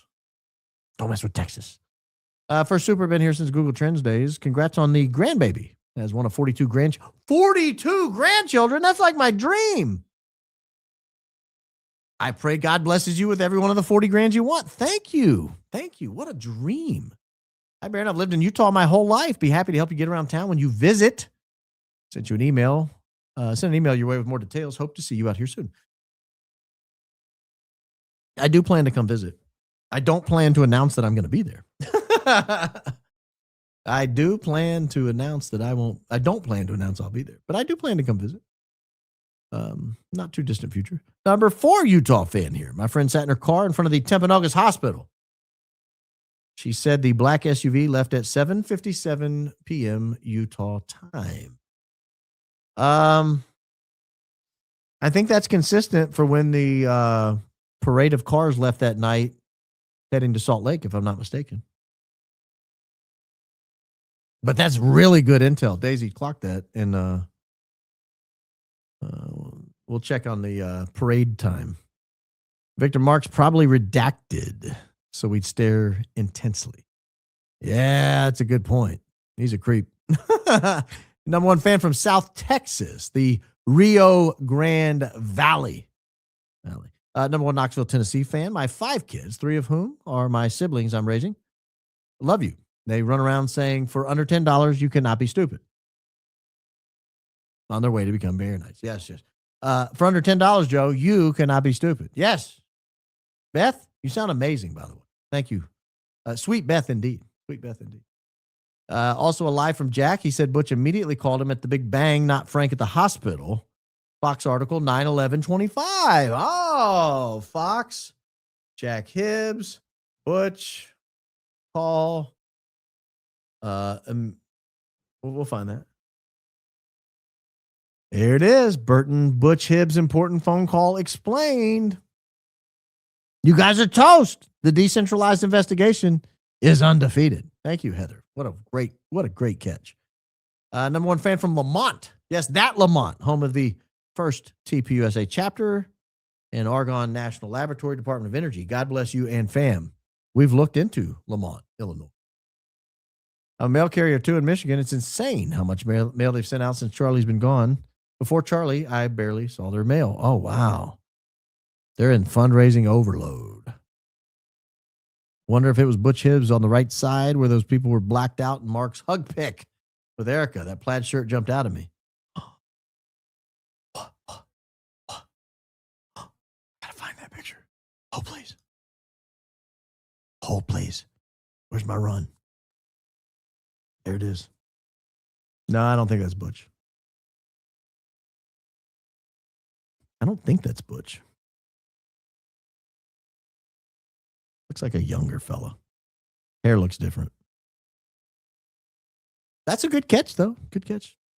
Can't get anything by these people. Kelly Poninus. I'll share my claim on Chicago Metro. There you go, Edge. Always generous. Always generous. Love my RBP shirts and have already received multiple compliments. Also have a shirt that says the best data centers are homeschools, libraries, and bookstores. Congrats on your grand baby girl. Christ is king. Indeed. My B. First super. Been watching since Google Trends or Google searches. Just sending love and blessings to this high IQ outfit from your number 1 fan in Bell Buckle, Tennessee, home of Web School. Christ is king indeed. I have been to Web School. I did not attend, but I've been there. I'm late, but is anyone else not so patiently waiting for Nissy's live video? Also claiming the number 1 West Virginia fan. I, your humble host, am chomping at the bit to see the live video. I've got notifications on. I'm a member of her channel. Number 1 fan from ALK. Can spell supercalifragilisticexpialidocious too. I look forward to your show every day. Thank you for your integrity. Christ is king indeed. Matriarch of the sisters. Thank you. Thank you. Victor gives new meaning to Cat in the Hat.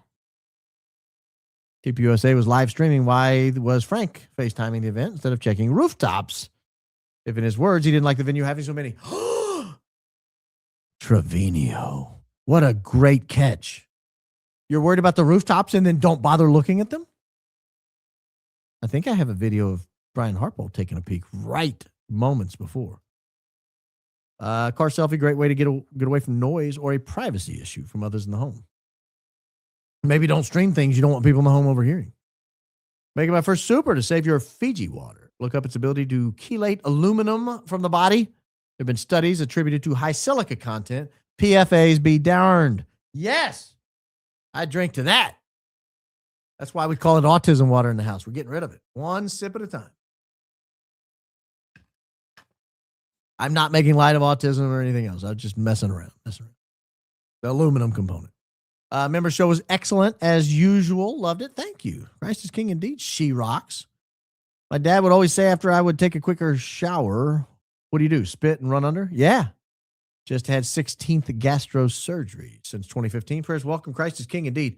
Rock Candy Brandy. That's a lot of surgeries. I'll pray for you for show. Rock Candy Brandy. 16 surgeries. Thought about staking claim as your number one Utah fan yesterday. I was cracking up at how many people had the same idea. Now you missed out. Creepy dude. Agreed. Agreed. Car video for mothers that don't want their children seen in the video. That's what I always thought. Could be because they drive me nuts too. Christ is King indeed. Yeah, but when we sit in the car in our driveway, our kids knock on the windows. When are you coming inside? I'm hungry. I want a snack. When are you coming in? Can I have a bowl of kicks? When are you coming in? Do we have beef jerky? When are you coming in? We have a troll spamming in chat. Daisy Dom, help. Oh, no. Someone get on it. All lying liars who lie sound like the title Lifetime Movie Network will inevitably give to the Charlie Kirk assassination made for TV movie a few years from now. Yes, indeed. Indeed. Funnily enough, Alex Marlowe was who they replaced Charlie Kirk's show with on Salem Media. He told the Washington Post about believing victim and smearing anyway. Wow. Wow. Wow. I got to make a note of that.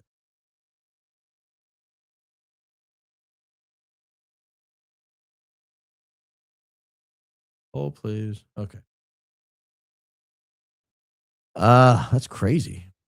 South Carolina resident here. I'm voting for Lynch. Lose Lindsay. Yes, vote for Lynch. This is not a paid endorsement, but Lindsey Graham has got to go. Charlie Kirk would approve. 2 weeks before he died or 3 weeks before he died, he said, we got to get rid of Lindsey Graham. I'm following through. AB, you catch Zach Costello's pod today. Look up Preston Word Baptist Church, Charlie Kirk AI. Sorry if someone already brought it up. Thank you, B. I have not had a chance to watch it yet. Kenny G. The original Kenny G? Do you play a saxophone? One of the straight ones? But I will catch it. I do like Zach Costello. He's been out of town. He hadn't podcasted in like a week. No, I'll check it out. That's creepy if that's true. Please make sure you are subscribed. I have been subscribed since I found your humble host, and I checked and I wasn't. Thank you for all you do. Christ is King indeed. Britt Walker, don't you understand? That's why I keep telling people to check to make sure you're subscribed. I try to warn you guys. Hey, GB. Possible avoiding metadata of home in their cars away and record without revealing address. Love you, Granddad B. Christ is King. By the way, name equals creative energy.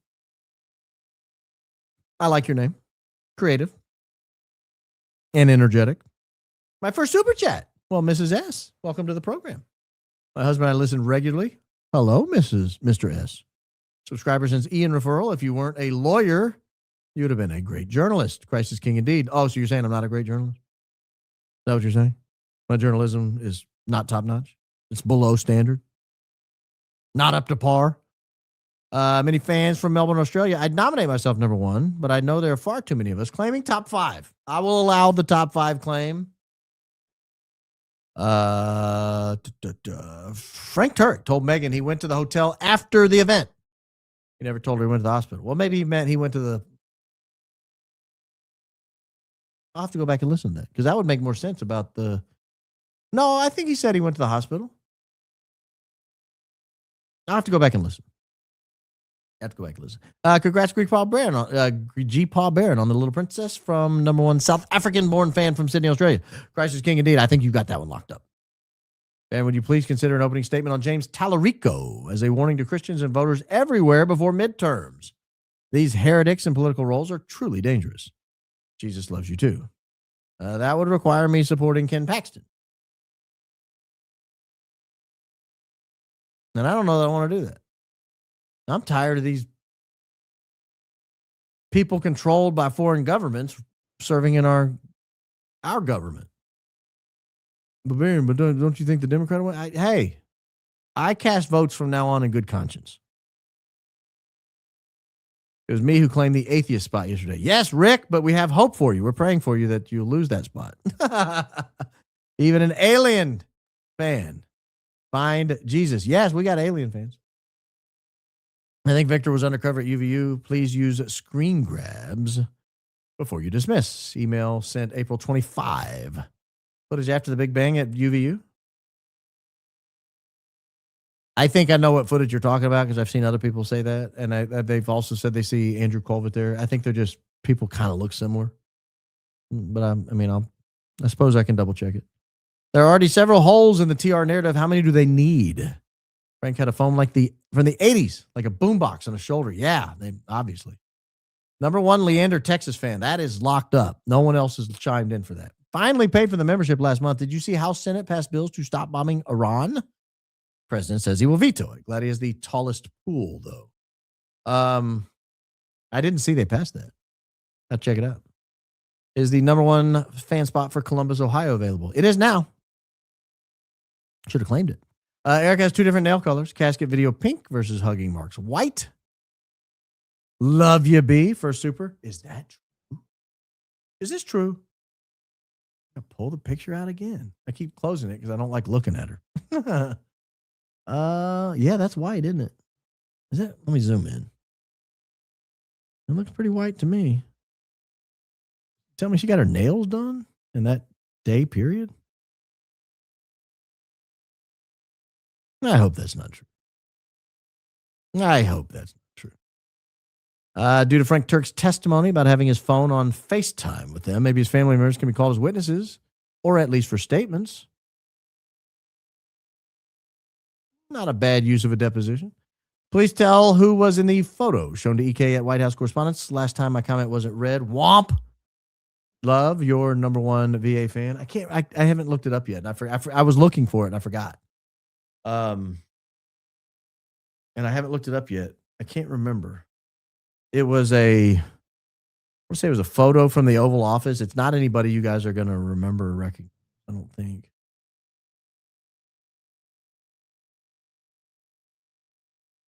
Daisy, can you remind me to find that before tomorrow? I'll try to remember. I don't want to take 10 minutes out of the show right now to look it up, and that's what it would take. Because it's buried in one of my text messages. And I'm not even sure who sent it. But somebody had tracked it down. They saw the picture she showed. They read her lips. They figured out what she was saying. Then they went and they found that image, that like AP image or whatever it was, and then read the thing and figured out who it was. But I don't remember who did it. And it would take me so long to try to find that. You wouldn't be the first to... I'm not going to read that out loud. Gaga of 5.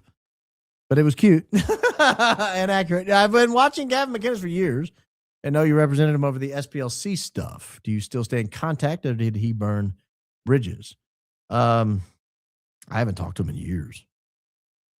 Probably, I don't know. It's been a long time. No, he didn't burn any bridge. I just haven't talked to him. Gifted 10 Baron Coleman memberships. Wow. So 10 people can now go back and watch Nissy's video from yesterday. I guess I'm your number one Jen fan. Well, Jen, howdy. Watch your show, especially with my sister Sarah. Her birthday is Monday. Wish her a good one. And tell her to hold, please. Happy birthday, Sarah. That is your real name. And hold, please. Congrats, Granddad, claiming number one fan in Natchitoches Parish, Louisiana. 2, I'm really looking forward to grandkids. I will be graham cracker because my daughter is biracial and I will be the white grandma. Is that true? I'm not sure I'd tell people that. What am I missing? Frank Turek. I mean, I don't know. Maybe in not every area, but a lot of areas I've been in, crackers like not a word people like to say, you know. And if you go by that name, people are going to have to say it a lot. I don't know. You do you, boo-boo. I'm not going to tell you what to be called. What am I missing? Frank Turek didn't check his phone, make a phone call, or text anyone for 6 to 7 hours the whole time while at the hospital. Well, that's the story, and he's now forced to stick to it. Except he did call Jackie. So now Frankie's got to figure out whose phone he used to call Jackie. Got to come up with that story too. It's when you lie, you just got to keep lying. Oh, B, I have a Q. TR Defense still doesn't have access to examine the rifle or the bullet fragments, which FBI is soon to test for a second time, possibly destroy it. Will preliminary get delayed again? I doubt it. But I don't know. Only the judge knows. Was there only one honest person within that whole dadgum organization? I don't know. I claim Central Maryland. Got it. Christ is king indeed. Locked up. Well, like Bel Air, Maryland, that's Central. How would black it out? He would black it out because Charlie Kirk had allegedly just been hit. It made true. Huh? I don't know what that means. Oh, you're talking about the weapon. If there was a weapon. Oh. Yeah, but I don't see the strap around the leg. I don't know. Maybe just Velcro's on there. I don't know. Hi, Baron. Casey sent you the text with the EK letter, or was it an email? I sent it to her. Oh, that's where it was. Yeah, she sent it to me. She texted it to me. Oh. And I'm also supposed to announce that the kids merch is up and that there's a long sleeve Christ is King shirt up, like a super chatter asked for. I will make that announcement at the beginning of tomorrow's show. But if you're still watching, it's up. Go check out the merch. It's good merch. Spent a lot of time putting that merch up there. Casey spends a lot of time. I do not design merch. If I design merch, it would all just be like stick figures. Bear, what happened to the explosive show you talked about last week? We don't have the documents back yet. They told us the next day, and then they told us the next day, and then they told us the next day, and then they said, hey, the lawyer's looking at it. The lawyer's signing off on it. You'll have it today. And it just keeps being delayed, which makes me think it's explosive. So, hold please. In my opinion, original plan failed. Charlie Kirk wore white shirt, 910. Had he worn usual black, airflow underneath wouldn't be visible. Odds of Mitch being at Fort Huachuca to ID Erica Kirk at hotel 9-8 meeting, 9-8 and meeting 9-9. God don't like ugly. Oh, okay. I'm willing to allow all that. You give me a complex about my fingers. Every time you talk about them, I study my own and pray to God I don't have portly fingers. Christ is King, hit the like button. Don't have a complex. We love the fingers God gave us. Claiming number one Nantucket fan. I've been to Nantucket twice. Watching with my better half has become our nightly routine. She has never laughed as much as when we're watching Barron. Every time she hears Blake Neff speed, she loses it. Well, he runs at Blake Neff speed. I can't help that. I went on 2 work retreats in Nantucket. It's where they held it, so that's where I had to go.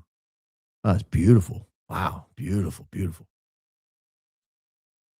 Wouldn't we like to know what the phone picked up during the frenzied ride to the hospital? You know, people's feet hanging out, passing the closest hospital. Yeah, wouldn't we? Number one fan from Minnesota. I believe the decentralized investigation is our new hands across America. The awakening and understanding of what our government has been up to and standing together to say new. Kalispell, Montana here. I listen to every show. Thank you for speaking up for Charlie. Christ is King indeed. I had no idea we were so big in Kalispell. Whitefish, the whole area up there. TPUSA peeps reset or threw away their phones and said it was from too many calls. Where are the police? Great question.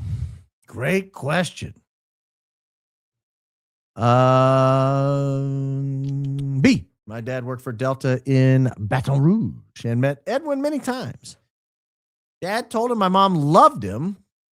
He invited mom and dad to the governor's mansion for lunch. Mom was beside herself. Edwin flirted with her the entire time. That is on brand. That is on brand for Edwin. The whole story is on brand. Meet random people, strike up a friendship, invite him over, and then flirt with his wife. I mean, you do my opening next time. I'll just read it. I can't wait for notifications to be part of this high IQ shows located in the UP of Michigan next to the Canadian border. Two countries, twin cities. Sault Ste. Marie. I never understood why that's not Wisconsin. I know there's a story, and I'm sure it's awesome. But I don't get it. I've never heard the story, and all I do is look at maps, and the maps it'll look right. She can have Wichita, Kansas. I will take number 1, Mays, Kansas. If there's ever a better named city for Kansas, it's Mays. If there's a Mays, Nebraska, or a Mays, Iowa, that would also work. Her neighbor, you're wonderful, Baron. Well, you're wonderful, Anne Marie Crochets. Great show, Joe Crash Out. Me not. Great high IQ. OF instead. I'll allow it. Congrats, Granddad. I'm the youngest in my family and the first to make my parents a papa and nanny. I'm from the Pacific Northwest. Curious on your opinion, theory of D.B. Cooper. P.S. Number 1 fan in Oregon. I believe he lived. And there's some really good arguments for a couple of people that could be D.B. Cooper. I don't know. Have they definitively settled on one of them? But it's a fascinating story. Todd Snyder did a great song called D.B. Cooper. D.B. Cooper was 43 when we first heard his name. I was only 8 years old. Number 1 fan from, I think I missed a line. Number 1 fan from Quebec. Almost embarrassed to say where I'm from after what Nissy said yesterday. Love the member show and congrats, Granddad. Oh, we love our Quebecois. Our Quebecois. We love them. Don't take Nissy too seriously on that issue. It's a Toronto thing. Just realized we have a Quick Quack in Kmart, Texas area. Need to get my car Quick Quack Queen. My DMSO eye drops, a couple months. Helping my night vision driving so far. Number 1 fan, South Texas. We don't talk about medical advice. But good. I don't know how they work. I've been to Kmart, Texas. My cousin lived there. But Baron, I don't miss an episode. I just became a member last night. Seriously, it's become my favorite show to watch every day. Number 1 fan from Massachusetts. Christ is king indeed. Just sent me rolling. It's bad. Just sent roll image. It's bad. Love adventure though. Oh, you sent an image of your car having rolled. I'll check it out. I'm curious. We got a toonie. Is that a Canadian thing? A Canadian thing? You guys say toonie? Oh man.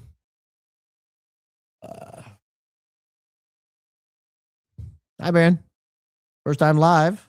In my opinion, they photoshopped out a backpack slung over Victor's shoulder and hanging off his back. There's a photoshopped area behind his back over his shoulder. Fold AR inside. Oh, fold AR. No. Make me pull it up for like the 9th time today. There a photoshopped area. Oh, there is a little photoshopped area behind his back. Or a smudge on the camera or something. Interesting.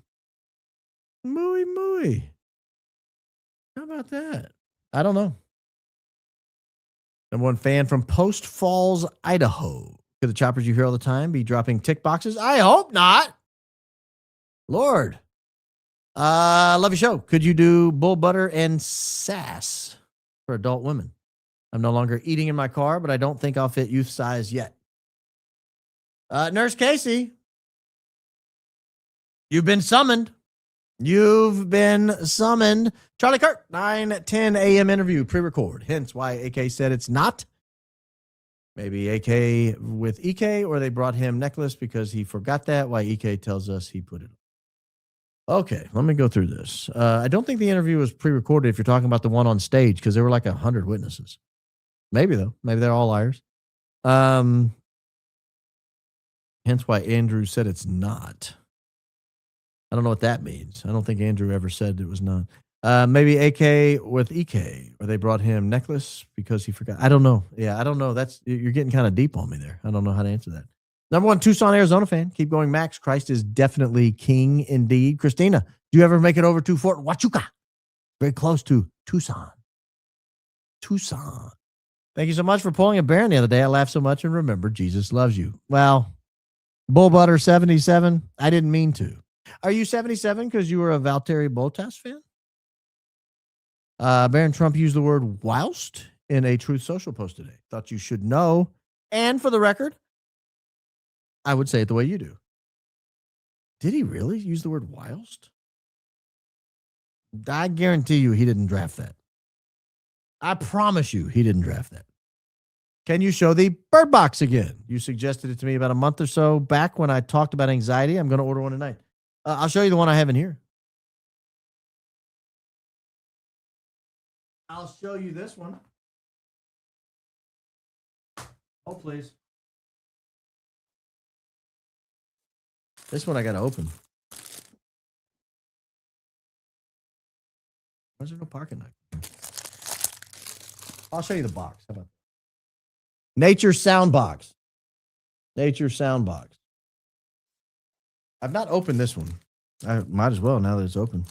So I use the other one. But I keep it in here. Yeah, they're great. They just whistle birds. Add some batteries and you're off to the races. Yes. I'm telling you, sleep like a champ. Like, take a nap with a Bird Box. I dare you. To try to not fall asleep. Thanks for being hilarious. Lisa Mack. I'm just being me. Listening to you in 2x speed makes you even funnier. I had to in order to catch up because I was late. Loved the member show yesterday. So did I, Lisa. I'd say you're number one in Niles, Illinois, but we're moving to Skokie, Illinois. So I will lay claim on that. Haven't missed a live in 7 months. Was Skokie, Illinois? Wasn't that the what happened in Skokie? Famous happened in Skokie, Illinois.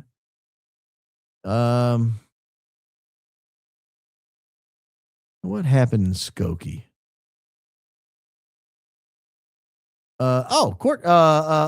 National Socialist Party of America versus Skokie. Yeah, I knew there was some kind of court case or something there. Skokie. What a cool name. It's Okie and Skokie. Calling dibs on number one, New Jersey fan. You're going to have a fight a few people. I think it's already been claimed. Bridge closed above Charlie Kirk to control cell cameras directly across from the roof. Huge fan. South Louisiana. That's been my thought from the beginning, that they closed the roof in order to prevent the line of sight. Because, for example, my friends, do you think for half a second a student at UVU in the waning hours before the event goes, oh, there's roof access directly above Charlie? No, that's not what happened. Somebody showed up and said, guys, we got a problem. Someone standing here is going to see that. And if they're taking a picture, they're going to see that. I agree with you. I agree wholeheartedly with you. I challenge Dan Flood to show me the student text. I challenge the student who sent the text. They said it was from the TPUSA group. Who at TPUSA at UVU sent the text? Show it to me. Mom of 5, grandma of 3, hoping for at least 25. Grandkids are the best. Congrats on yours. Love your energy, Bubba Baron. Proud to be part of this high IQ outfit. Keep going, Max. Christ is king. Christ is king indeed. We got a Virginia Beach fan. Va Beach, the 757. Baron, please pray for Jaja. Both candidates for governor are corrupt and terrible options. Sounds like Texas Senate race. Jones versus Jackson. Just like L.A. years ago. No-win situation. Thank you for going Max for truth. Doing my best. Yeah, Georgia, you guys put terrible people in office. Claiming number one fan in Rockford, Michigan. But they've been putting people in terrible people in office for years. I'll claim number one for my daughter in Linden, Michigan. She's given me 4 gorgeous grands, and I'm honored to have witnessed all of their births. Congrats to you on the new little angel. We love you. Oh, we love you. Thank you. Thank you. By the way, claiming number one fan in Tucson, Arizona, Christina, just moments ago, somebody claimed it. We got ourselves a cat fight.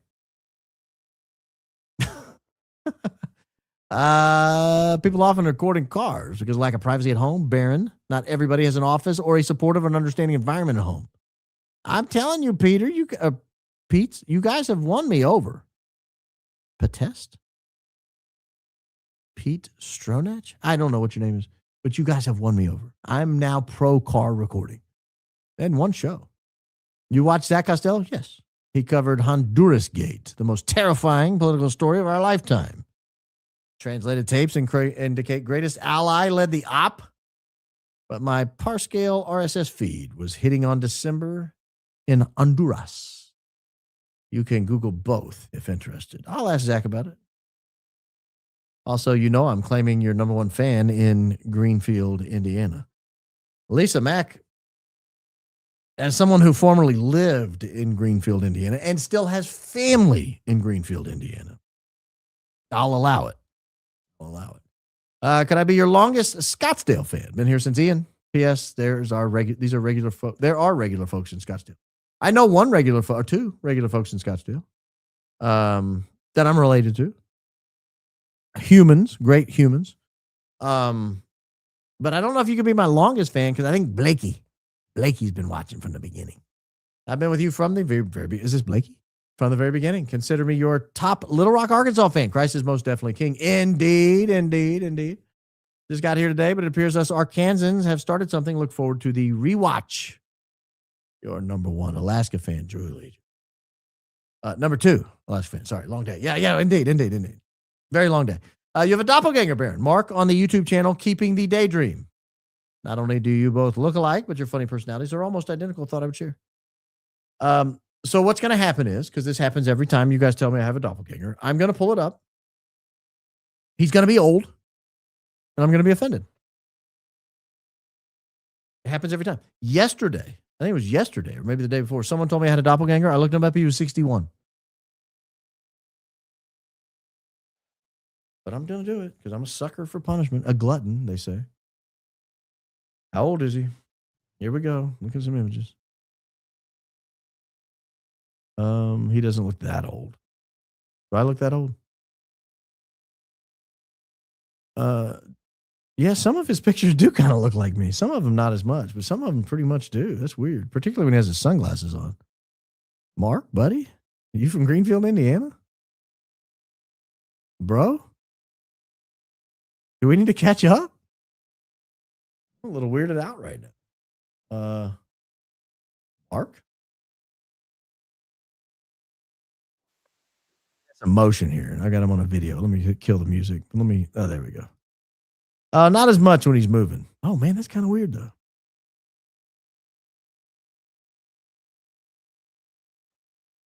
Bad luck just seeing something like that.